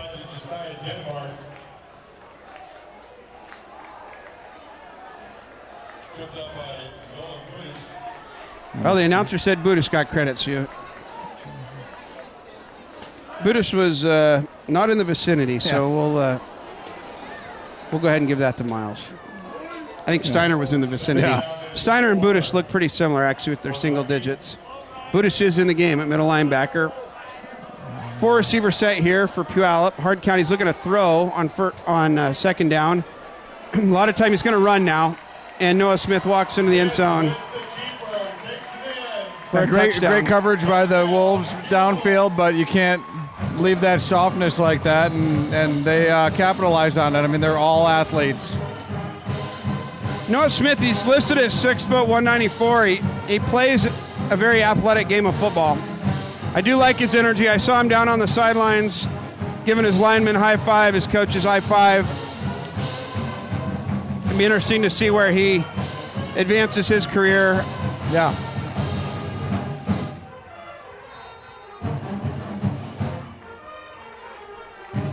Well, Jeremy, the second quarter, we talked to Coach Hurd early in the year a couple weeks ago, and he talked about the importance of the second quarter, and the wheels kind of came off here. They did. Last week, the wheels were on for the whole second quarter for the Wolves, which is awesome, right? Which is what we needed. It's what we needed. Yeah, today we've had, a couple of big mishaps, and, Puyallup hasn't played a perfect game. They've had their share of issues. We just haven't been able to capitalize on them. And this team has shown time and time again, there is no mercy. Last week it was 78-0. So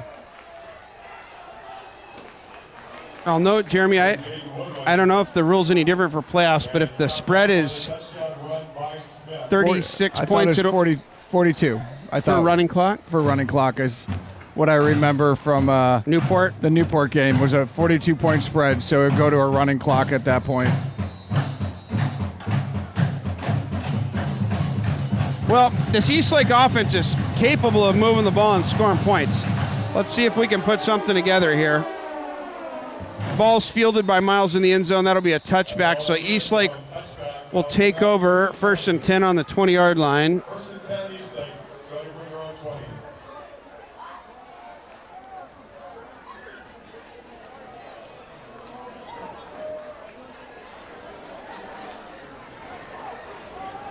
Well, Dave, what do you think? What if you're over there calling plays and calling the shots? I think you got to keep doing what we've been doing. Barry Smith, the ball's not going to slip out of his hand all night. He's completed some good passes. You just got to keep making attempts, and Puyallup will have some breakdowns, or maybe we catch him on a blitz a certain time. Quick handoff to Jacob Kim. Jacob is met in the backfield for a loss of 5. This Puyallup D-line and linebackers are so good.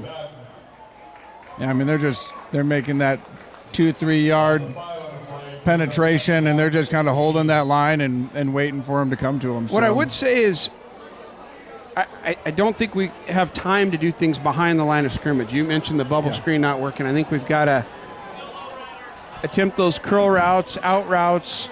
Yeah, we got to go vertical on the field. We can't go east and west. Or that's not working for us. No. King, Kim, Ort on the far side, Landon on the near side. Miles with the ball, looking to stretch it outside, and he's hit from behind. That'll be a loss of 3. So 2 consecutive plays with a loss of yards for the Wolves. Ball carried by Miles Johnson.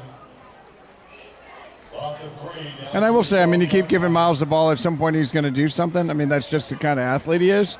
But, I mean, you can't afford to be giving up 2, 3, 4 yards a play, when you're down by 38. So I think you do have to really work to stretch this field. It's not a great night to pass, and like you said, this defensive line is a stout line. They've gotten a lot of bat downs. So I think these little quick, 3, 4, or 5 yard routes need to be what Here, we go Barry to. Smith is going to throw. He's going to take a shot. Jacob Kim is there. Oh, no.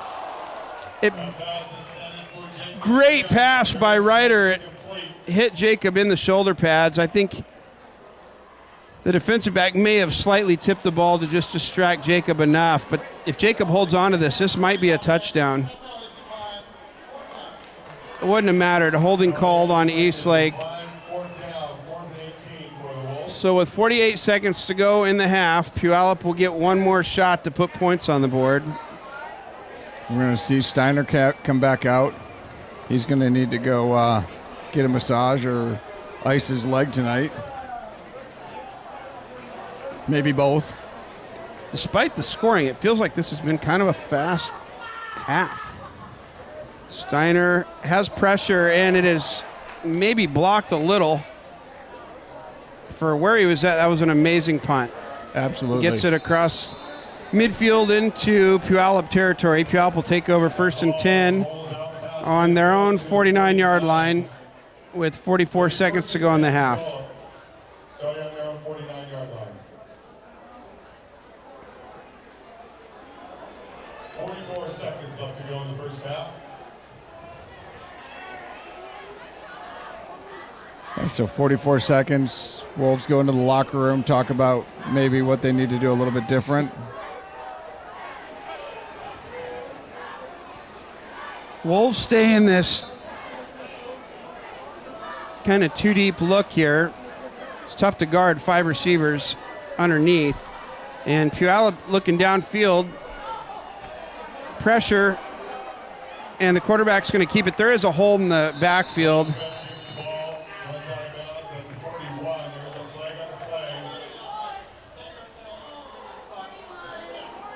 Great coverage by the Wolves there. Yeah.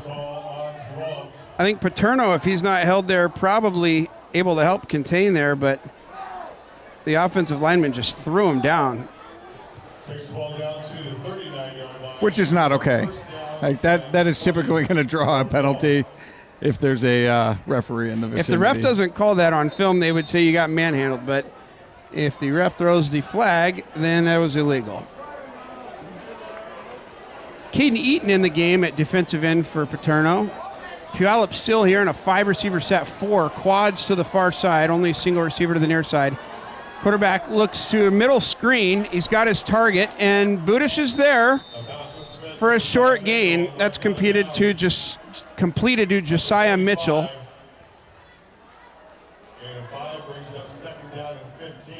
So that's 2nd and 15. It's hard to tell how big Josiah Mitchell is when he's standing by these big old linemen, but number 11, James Ort, the third on our team, is 6'4", 210, and So when with he's standing next to James. 38-0, 17 seconds, Puyallup decides to take a timeout to probably put something in to air 1 or 2 out. They could probably take a couple of shots.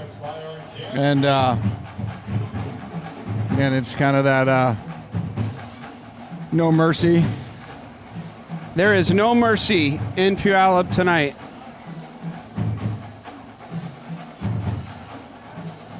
And I'll note, I haven't seen a lot of second string guys in the game either. I don't. They've got their boys in. I'll do. The Eastlake defense will take the field. Looks like Eaton, Paterno, and Ort will be the pass rushers.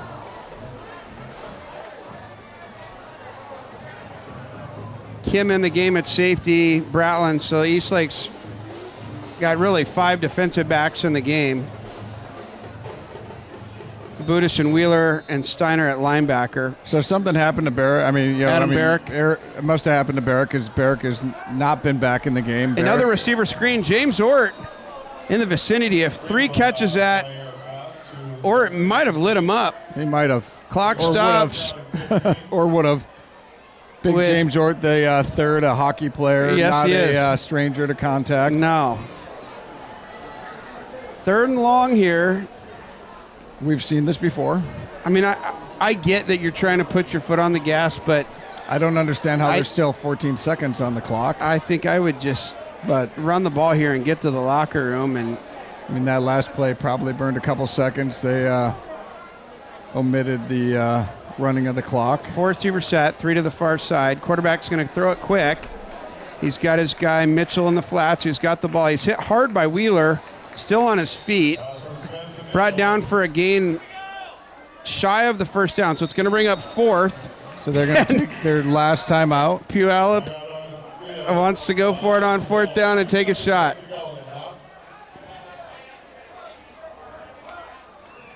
What I would say is these sophomores and freshmen are going to remember this, and when these teams play in the future, some of this kind of stuff can be bulletin board material. Yeah.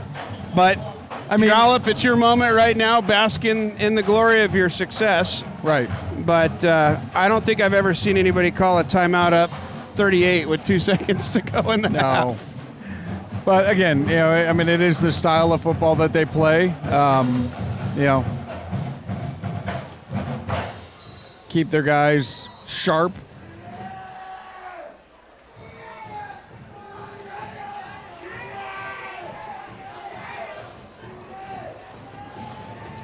Love all the shout outs on YouTube. It's fun to see so many people.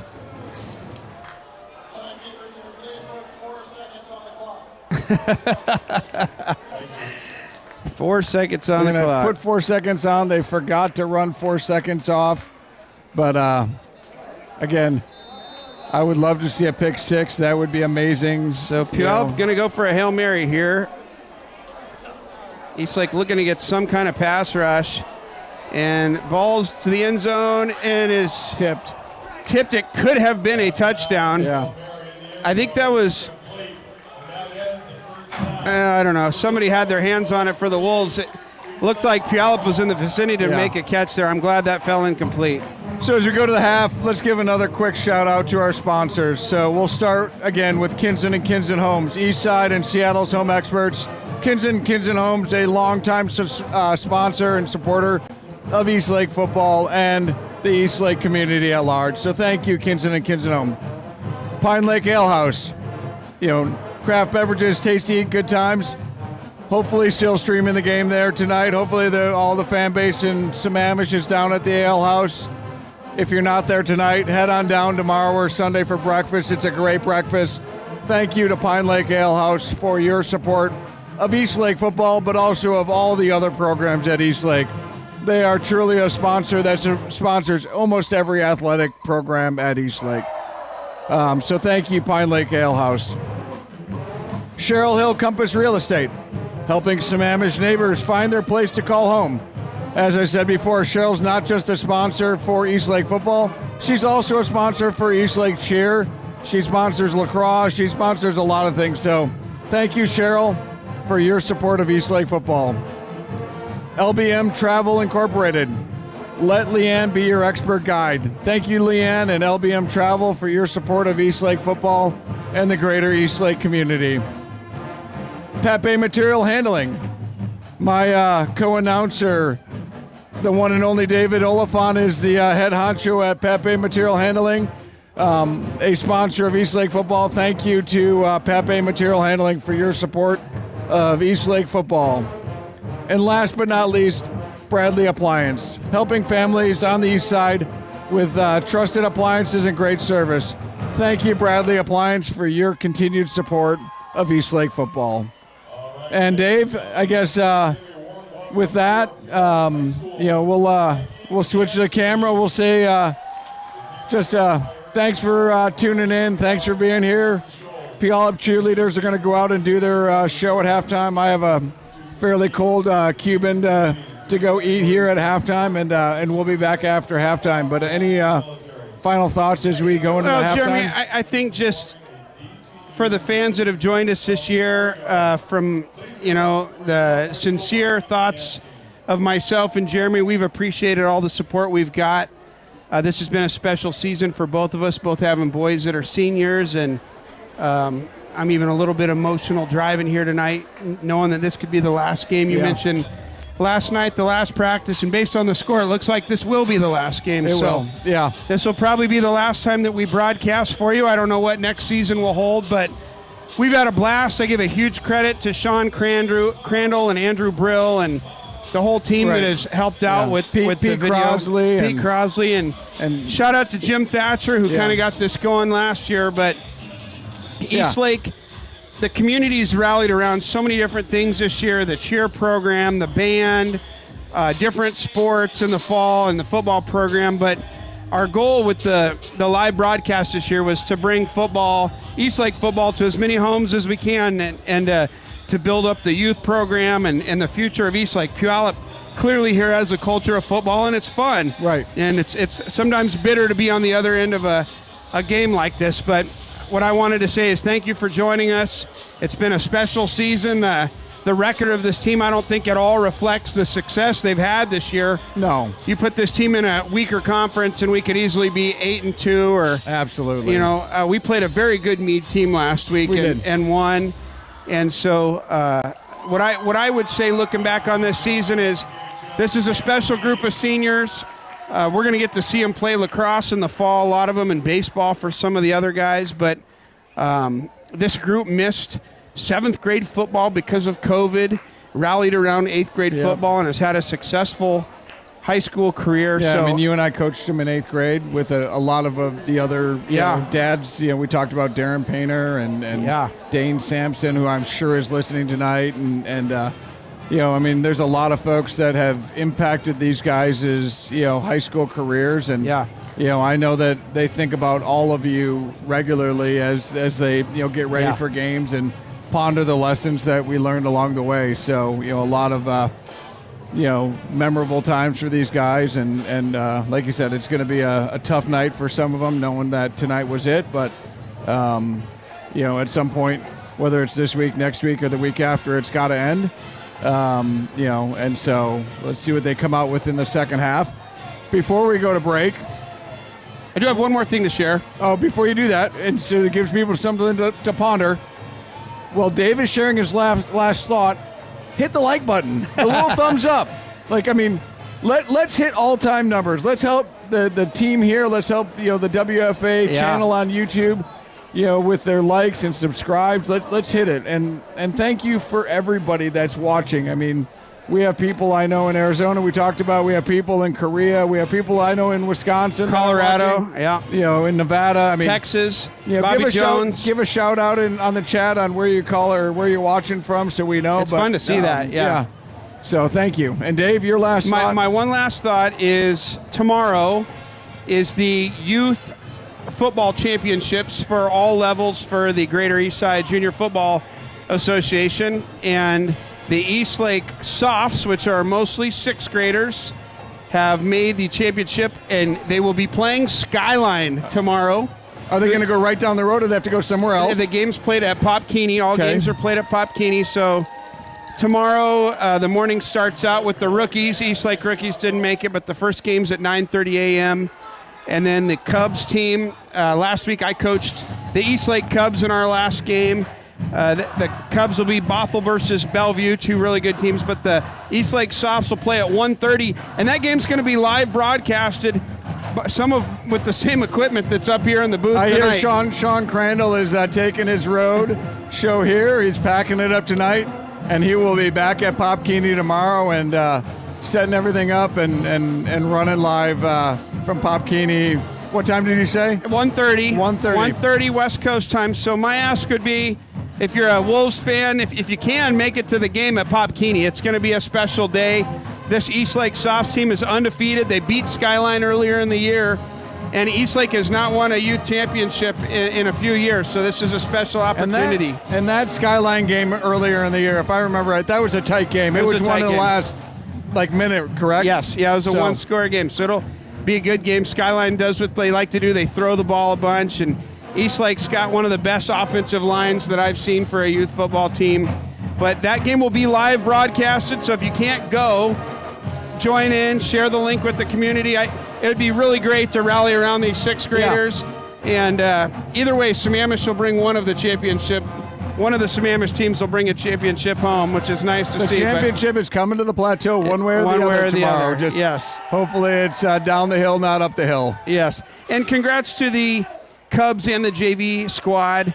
Both lost last week in the semifinals, so both will finish in the top 4 for the year. So the future of Eastlake football is bright. And without going into all the details of the minimum play rules and substitution rules, Eastlake's got some of the best numbers in the whole program. As president of the youth football organization, I feel confident that the future is bright, but support those guys tomorrow. We'll take a break here just a minute, and we got about 7 minutes till the third quarter. Yeah, thank you.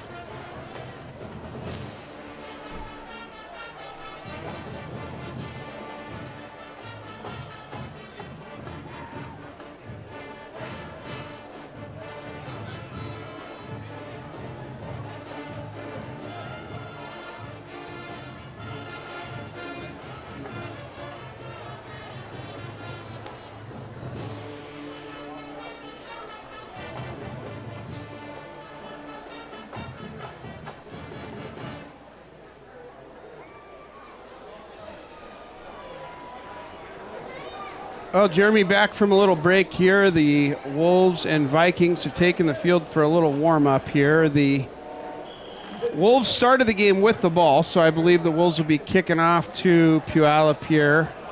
If Puyallup does get another score, as we mentioned, it would be a running clock for the second half, which I don't think it would make all of the fans upset if they're wet and cold. You and I are up here in a warm lit, heated press box tonight. They do have a cover over them. They do have a cover over them. It's better than if you were at Eastlake, where we have no cover. You know, I'm proud of the Eastlake community, and I know Trey and Trisha Flynn today came down early.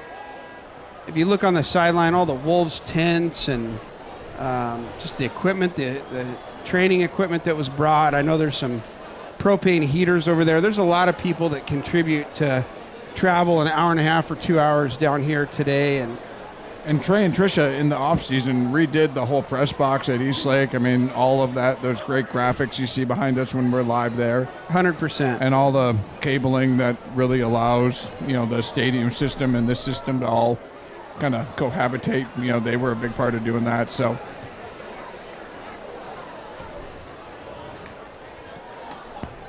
Barry Smith and J.R. Gill warming up. Also, sophomore number 6, Oliver Stiles, who will probably be the Eastlake starting quarterback next year, pending that he's healthy and no surprise changes. Great year on the JV squad. That JV squad had a great year. Undefeated year. Yep. So, and a couple good receivers and running backs. Miles Johnson's younger brother, Owen Johnson, the Juice. OJ is one of the stud ball carriers, and Justin Johnson, one of the coaches. Indeed. And John Kim, I believe, is also. Yeah, John Kim called a lot of the plays this year. John's son Jacob, number 3, down on the field, had a huge catch last week against Meade. A lot of fond memories with those guys over the last couple of years. Yes, coaching, pretty much this whole group of boys. When we brought Coach Heron, a bunch of us rallied behind Dane Sampson as the JV head coach and went out and coached for a couple of years and, had a great time coaching, the guys that are seniors and the guys that are juniors. So, as Coach Hurd came in, some of those guys stayed on and are continuing to coach. And, John Kim, calling the plays and Justin helping with the linebackers and the running backs. And that team had a great year this year. So, well, it'll be fun to watch him. I had the pleasure of coaching with Oliver's dad, Justin Stiles, this year. Justin and his brother Jason played at Western Washington, and Oliver's cousin is the starting quarterback for Mount Si this year. So next year we'll have a little Stiles v. Stiles Bowl. They played against each other in youth, so looking into next year, it'll be fun to see those guys. Who do you think's gonna have better stats? Am I putting you on the spot there? You're gonna go for the? Well, I would say that Oliver doesn't have any varsity snaps under his belt, but he's a very good player and he's surrounded by some good athletes. So I think that's really when you go look at it, right? I mean, going to that varsity level for your first snap. I mean, the speed, the size, the physicality is just different, and you see that a lot. And it doesn't matter what level you get there the first time you're there. It takes a couple of plays, or even games to kind of get settled in. So, I would guess that Oliver will probably experience a little bit of that. Sure. But see what the end of the season. He's played a lot of football. I think back a couple years ago when Landon Renfro took over at quarterback his junior year and took that team to the semifinals in a close game against Graham Kapowsen, and certainly juniors are capable. The quarterback on the field tonight for Puyallup's a junior. Yep. And a lot of these guys are working hard in the offseason now with 7-on-7 and some of the different camps. Some new Wolves on the field here. My son, number 2, Estes Oliphant in front of us, but 36, Troy Baker. Look at him running down the field. He's a horse. Blake Pichar, 16's in front of him. Bratlin, Hannah, 35 on the far sides. Brady Vandermeed, Rory Johnson. And the ball is kicked deep into the end zone, and that'll be a touchback. Good job by the kicker, Benjamin Byman. Ben, also an all-conference kicker. He is a sophomore. Is a sophomore. Right. And really the only sophomore that's consistently played this year. So, we had Ben on one of the first weeks, and, also very accomplished baseball player. We talk about him a little bit, but, what a great dude. What a great story, right? I mean, great kicker. He's got a lot of strength in that leg, and, has been consistently putting it into the end zone, which is, again, great field position for the Wolves, starting on Puyallup starting on the 20. So I saw a picture of Ben kicking a still photo, and the flexibility he's got on that kicking leg, super impressive. Puyallup throws on first down. It's completed to favorite target, Josiah Mitchell, number 1. That's the big 6'5" target.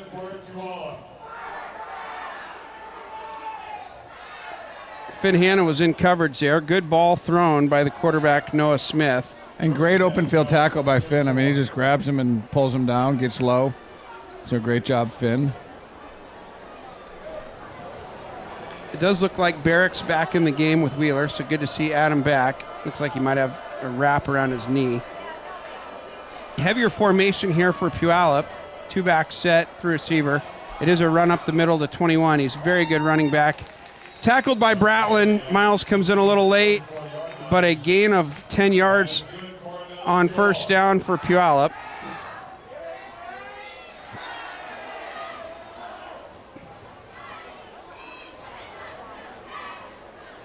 Noah Smith calls the play. Puyallup gets out of the huddle quickly. Wing back on the near side, 3 receiver set. Another handoff to 21 in the backfield, and he's got room to run. He's wrapped up by Finn Hanna. Nice open field tackle by Finn. Tell you what, 21, Britton Bailey's a sophomore. That running back for Puyallup is a shifty tailback. He's hard to bring down. He runs a lot bigger than he's listed at 180, but he runs like a 200-pounder. Yeah, like you said, just slippery, right? He's breaking tackles all night long, and has some lateral movement that's really good. Wingback set here, and he will follow his wingback. Patient run, still on his feet. I thought the Wolves had him down for a short gain. Finn Hanna keeps fighting, not before he gets down to the 32-yard line. Third tackle in a row, so great job, Finn. But yeah, they had him, either at the line of scrimmage or, really at the line of scrimmage. James Orr was battling. I thought he was held for a minute there, but no call. Big 64, Finn Waldron had him at one point, and nobody's bringing him down. Same formation. Puyallup didn't look to be set there, but a quick count. 21 still on his feet. He's wrapped up by Miles Johnson. Looks like Barrick's hurting a little bit. I could see him wincing a little bit. I give him credit. The senior out there is battling every last drive. Ball inside the 25 down to the 23.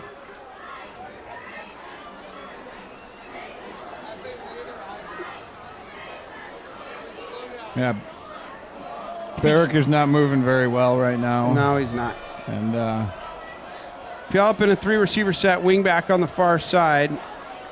Smith in the backfield. It's going to be a handoff to his guy 21. He's got the corner. He cuts it back, and he will walk into the end zone for a 23-yard touchdown. What I was going to say, Jeremy, if you join late, the score doesn't really tell the whole story of the night. The defense has been on the field most of the game. They have. The Eastlake offense is yet to gain a first down, if I'm not mistaken. That sounds right. Yeah, a couple close ones, right. But no first downs. But the Eastlake defense has stopped Puyallup once with a fumble recovery, and then had a couple of 3rd and long conversions that they just weren't able to stop.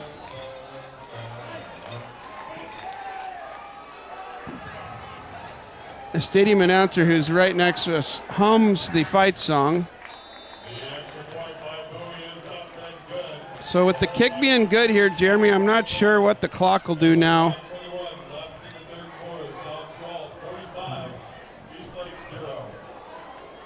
Yeah, it'll be interesting to see if they go to running clock here.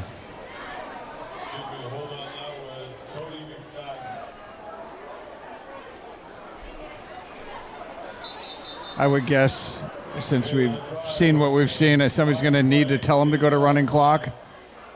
But so we'll see if the officiating staff does that or not. Yeah, I see the white hat waves it now. So not what we want to be in the mercy rule situation, but down 45 here early in the third.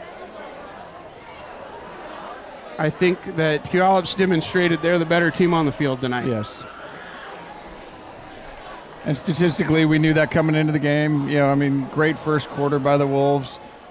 Great heart by the defense. They're still playing with a ton of energy out there if you're watching.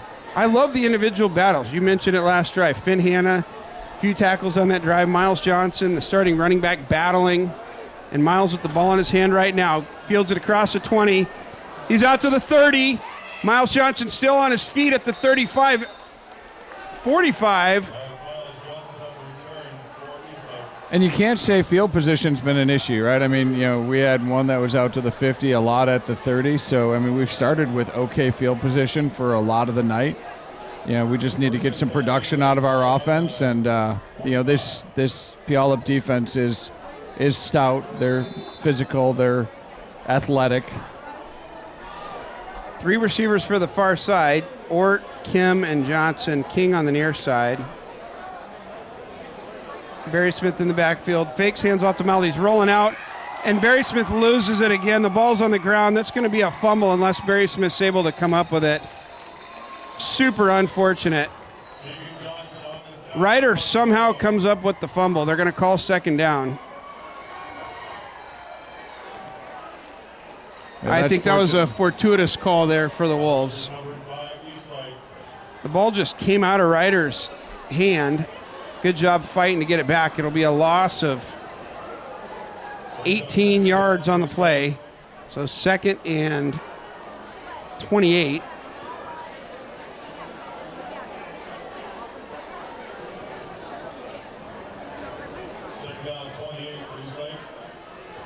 King and Kim on the near side. Ort and Johnson on the far side. Barry Smith hands it to Miles. Miles hit near the line of scrimmage. He's going to lose 2 yards.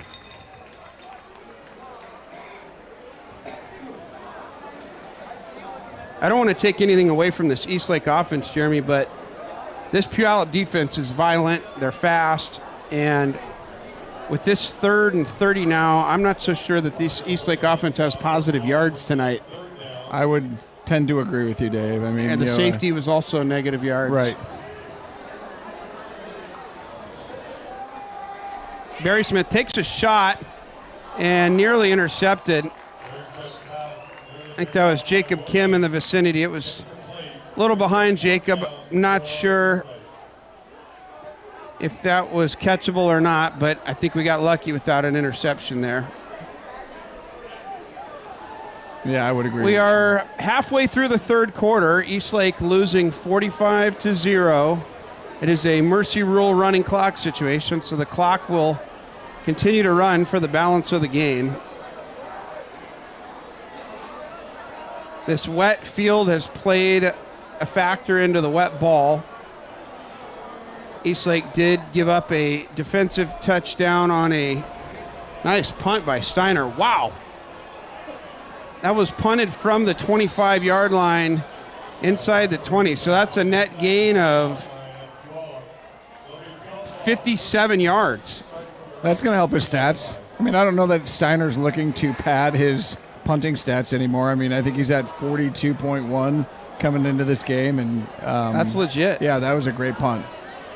And he's had some pressure tonight. He's still, even on that one where they, potentially got a hand on it, that was probably 35-yard punt. So he's done a great job really all season, but especially tonight. And I was a little nervous coming in tonight with Steiner and that rugby-style punt. Was that going to work? Were they going to scout that and send a bunch of pressure? And it's worked fine for Steiner tonight. Eastlake stays in kind of the 4-4 cover 3. 3-receiver set is a handoff to a new running back up the middle. I think this is 0. No, sorry. 8. Cody McFadden, 5'8", 160 senior. He looks taller than 5'8". Number 8. That is the right player. Number 4 next to him looks smaller. 4, Zach McGowan's listed at 5'10", so Cody, tell him to remeasure you. That or you had I think he big, just stood up next to Miles Johnson, and Miles is a generous 5'8", and he's taller. He was taller, so looks like 3 receivers set, fullback in the backfield for Puyallup here. And I did notice a new quarterback in the game. So we are into the second string of Puyallup. Quarterback in the game is number 5, Luke Parker, Jr. Looks like I see big D lineman number 70 coming in for the Wolves. That's Jaden Herron. Jaden has had Welcome into the game, Jaden. This is his second game. He played in the Newport game. He played in the Newport game, so yeah. And I see 88 Jimmy Reed on the field with Caden Eaton 33, so good to see some of these seniors getting cycled in. 32 Rory Johnson in the game, and back at safety, that's number 7 Ethan Rogers. Puyallup, the hard count, handoff, bounces outside. Bratlin's there for a loss. So Barrett Bratlin gets credit for a tackle for a loss. Good job by the Eastlake defense on that play.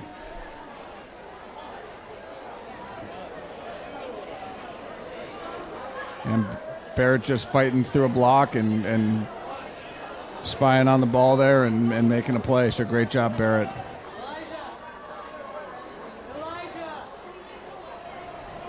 Nolan Budish in the game at middle linebacker for the Wolves. Hard count, going to throw. It's going to be a quarterback draw here. And the quarterback's still on his feet. Big gain. Wrapped up by Bratlin. Jacob Kim also in on the tackle. Number 78, Logan Karsh checks in the game for the Wolves. So you've got Jimmy Reed, Heron, Karsh, and Eaton on D-line. And number 25, Jacob Nakukiti Rocco checks in the game at strong safety, or free safety, strong safety here on the near side. Pass thrown, Wheeler's in the vicinity. Receiver still on his feet. Jimmy Reed, good tackle by Jimmy Reed, chases down the receiver. That's a defensive end, 20 yards downfield, hustling. 6'5", big wingspan on Jimmy Reed. Good job, Jimmy.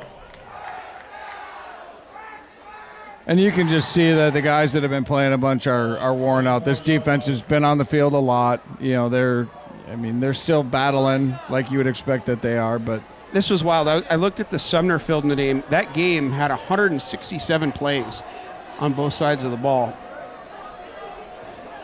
Hard count. Puyallup going to throw here on first down. Good throw and catch. Receiver still on his feet. Pack of Wolves. Looks like that first tackler there was 7, the senior Ethan Rogers. Yeah. Good job, Ethan.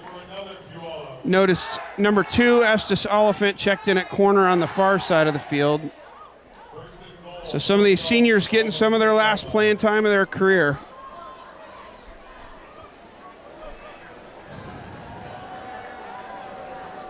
Three receivers to the far side, single receiver to the near side. Puyallup's going to throw on first down. Looks to the corner of the end zone, and that's going to be a touchdown. Ethan Rogers was in the vicinity. Yeah, it looks like Ethan just got a little bit mixed up on coverage. You know, he hasn't played a ton of strong safety this year, so. I couldn't tell if that was a man defense of sorts, but. Looks like they were sending linebackers because there was a lot of pressure by the linebackers. They couldn't get to the quarterback, but.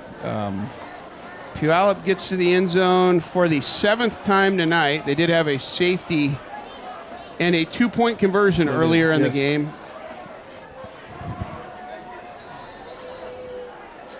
So with the running clock, this will take us to the 4th quarter. Puyallup's kick will make it 52-0 as we enter the 4th quarter. The running clock.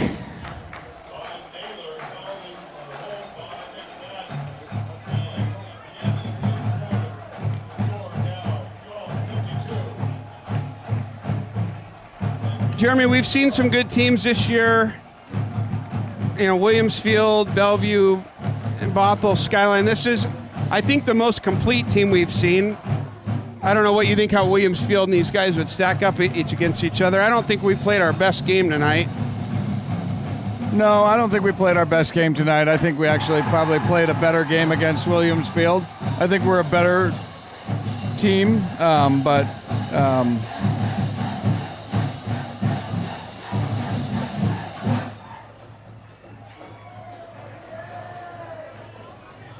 one of our comments was about the like and subscribe. So if you're streaming this on your TV, you can't like it on your TV. You got to pull it up on your phone. Well, maybe you can do it on your TV if you know how to use your smart TV with the button.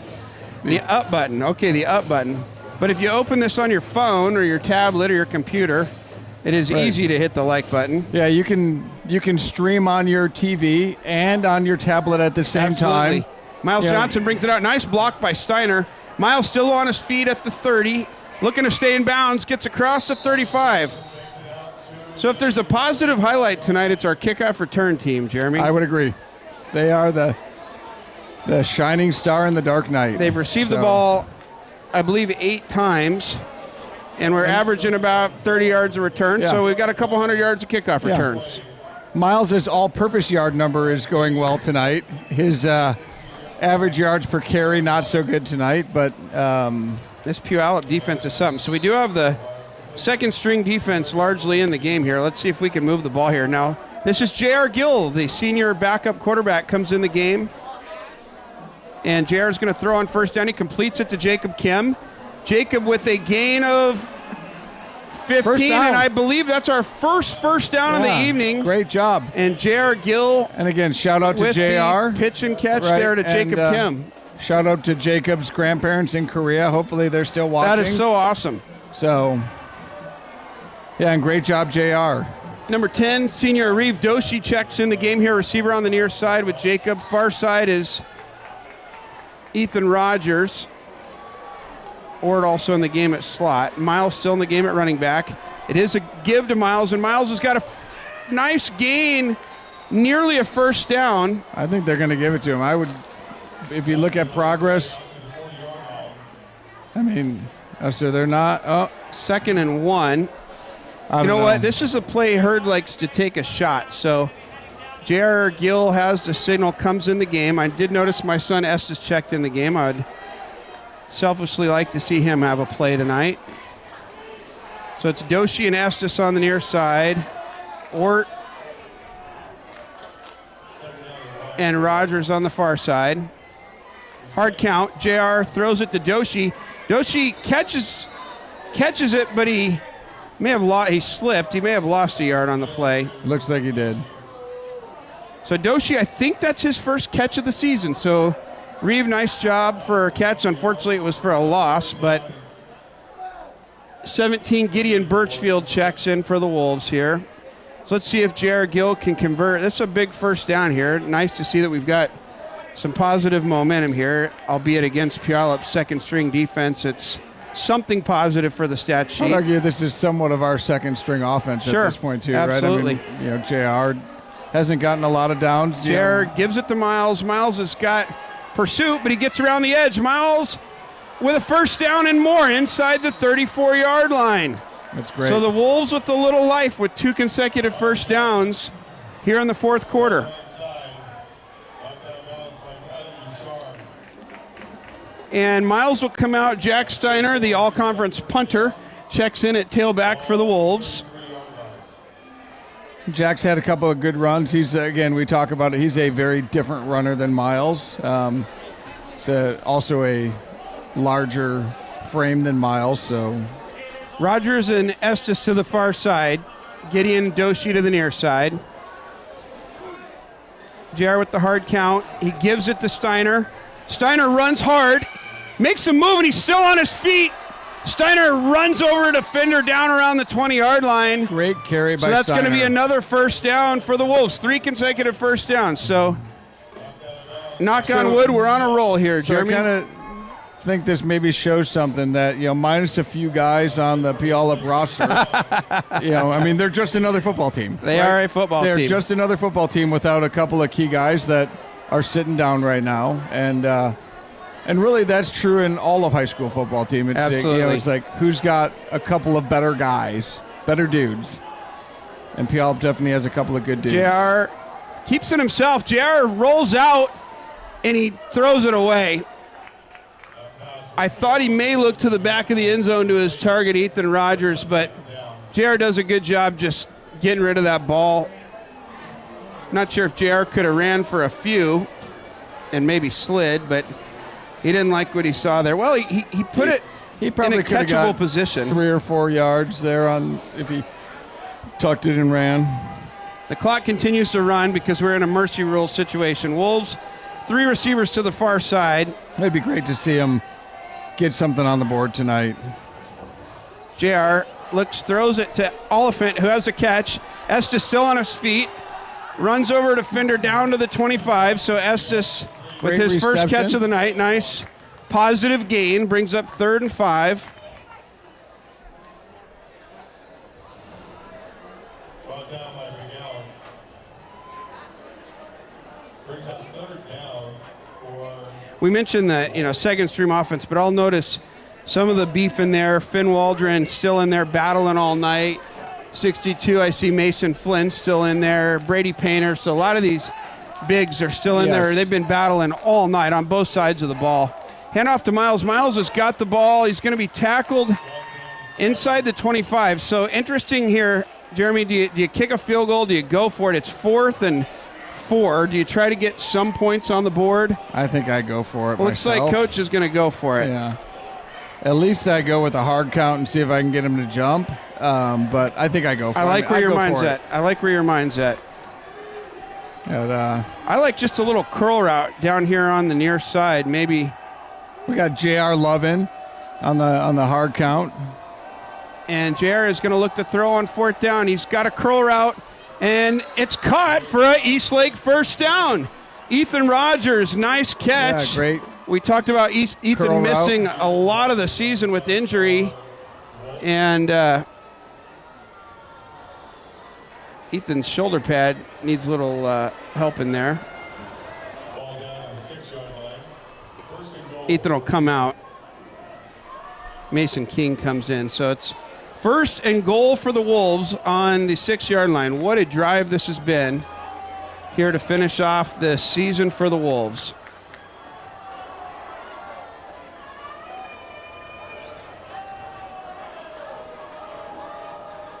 JR calling the play. JR rolls to his left. He throws it to Birchfield. Touchdown! Look at that. Gideon Birchfield. Gideon Birchfield, the senior. I believe that's his first catch of the season. First catch of the season. And is a touchdown against Puyallup. Eastlake touchdown. So great job, Gideon. Great job, Gideon. Congratulations, Gideon. Great throw by JR there. For a second, I thought he overthrew it. And no. Gideon just perfect position. I can't imagine the Puyallup coaches are happy to give up a score, but as an Eastlake fan, I'm thrilled to not have a goose egg on the board, and I think my previous comments about negative yards are now mostly wiped off the board. I think we'll see what the stats show. That was about a 70-yard drive, though. I think for sure. High snap. JR, great job to pull it down, and Byman puts one more point on the board. 4 minutes to go in this season for the Eastlake team. I am happy they scored points tonight. I am too. Yeah, albeit against the second-string Puyallup defense. We did not get shut out here in the Sweet 16. So if we look on to next week for Puyallup, I'll pull up on my phone here. They will advance to the round of 8.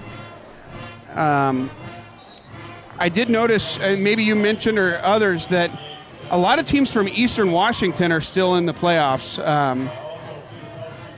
Moses Lake, Gonzaga Prep, Richland, Kamiak, some of these other schools, Camas down south.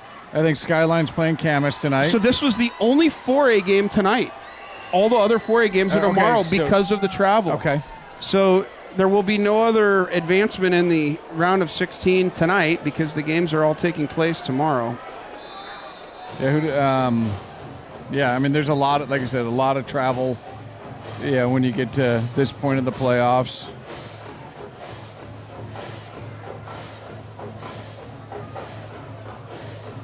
It's a race between Dave and I to see who can get to our schedule first. So Yeah, tonight we have Eastlake, Puyallup. Tomorrow we have Curtis, Gonzaga Prep. Gonzaga Prep, a really Good kick coverage by the Wolves on the play. Bothell at Moses Lake. Glacier Peak at Chiawana, yep. Richland at Sumner. Skyline at Camas. Kamiakin at Lake Stevens. And Kennedy Catholic at Graham Kapowsin. I think Kennedy Catholic and Graham Kapowsin could have played tonight. That's the equivalent of us playing Puyallup, but who am I to judge? I don't make the schedules. I don't make the rules.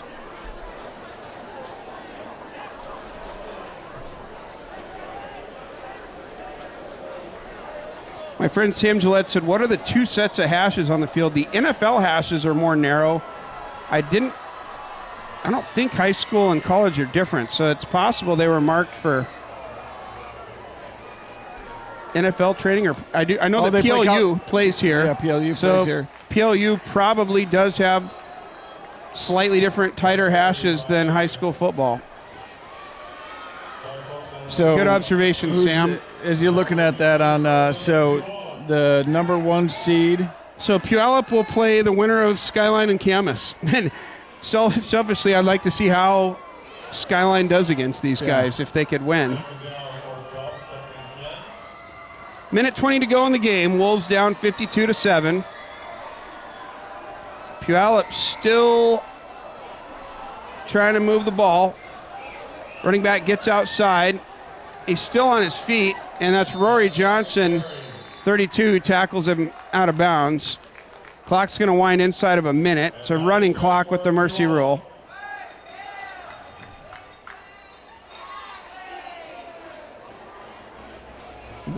I'll do and then a little, and then.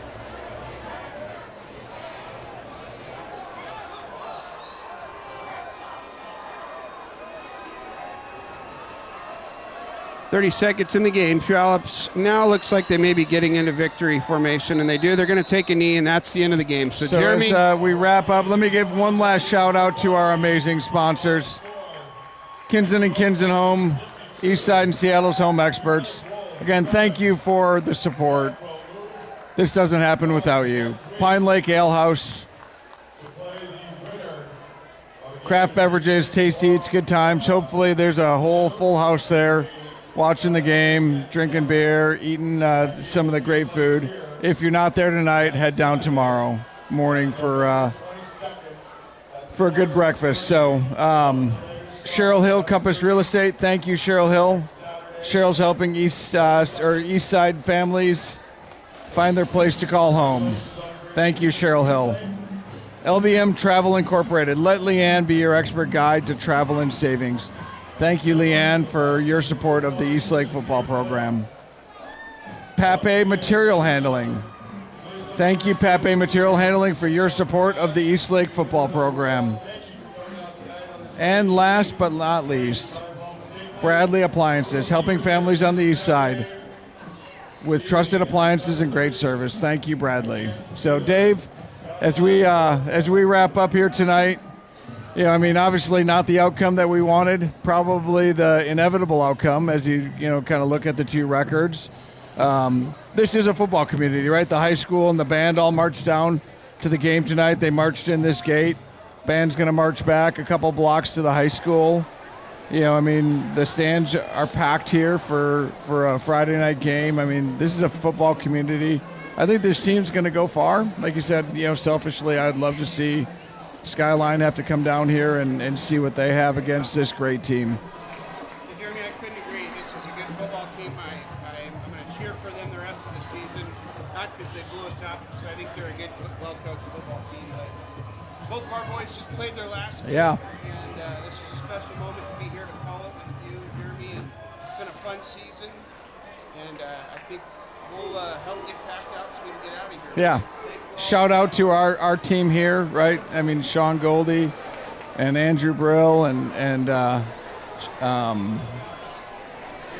Jim Mort. Yeah. Yeah. All of the above. And shout out to our wives. Adrian and Natalie, you let us do this. Nicole, right? I'm not sure Nicole, I think, makes Sean do this. I'm not sure. But yeah, I know tonight, I mean, going in tonight, Natalie was excited. She thought she was going to get to sit next to me for the first time this year. And then we find out on Wednesday night that we're doing this. And she's like, so I can't sit next to you? I'm like, well, you can, but you're going to come to the booth. So, yeah, shout out to them. Appreciate you guys letting us do this. Hopefully all of you watching tonight have enjoyed what we've done this year. Again, if you did, figure a way to like this. Turn it off and come back on your phone. Do whatever you need to do. So, yeah. And thank you. Yeah. Go Wolves.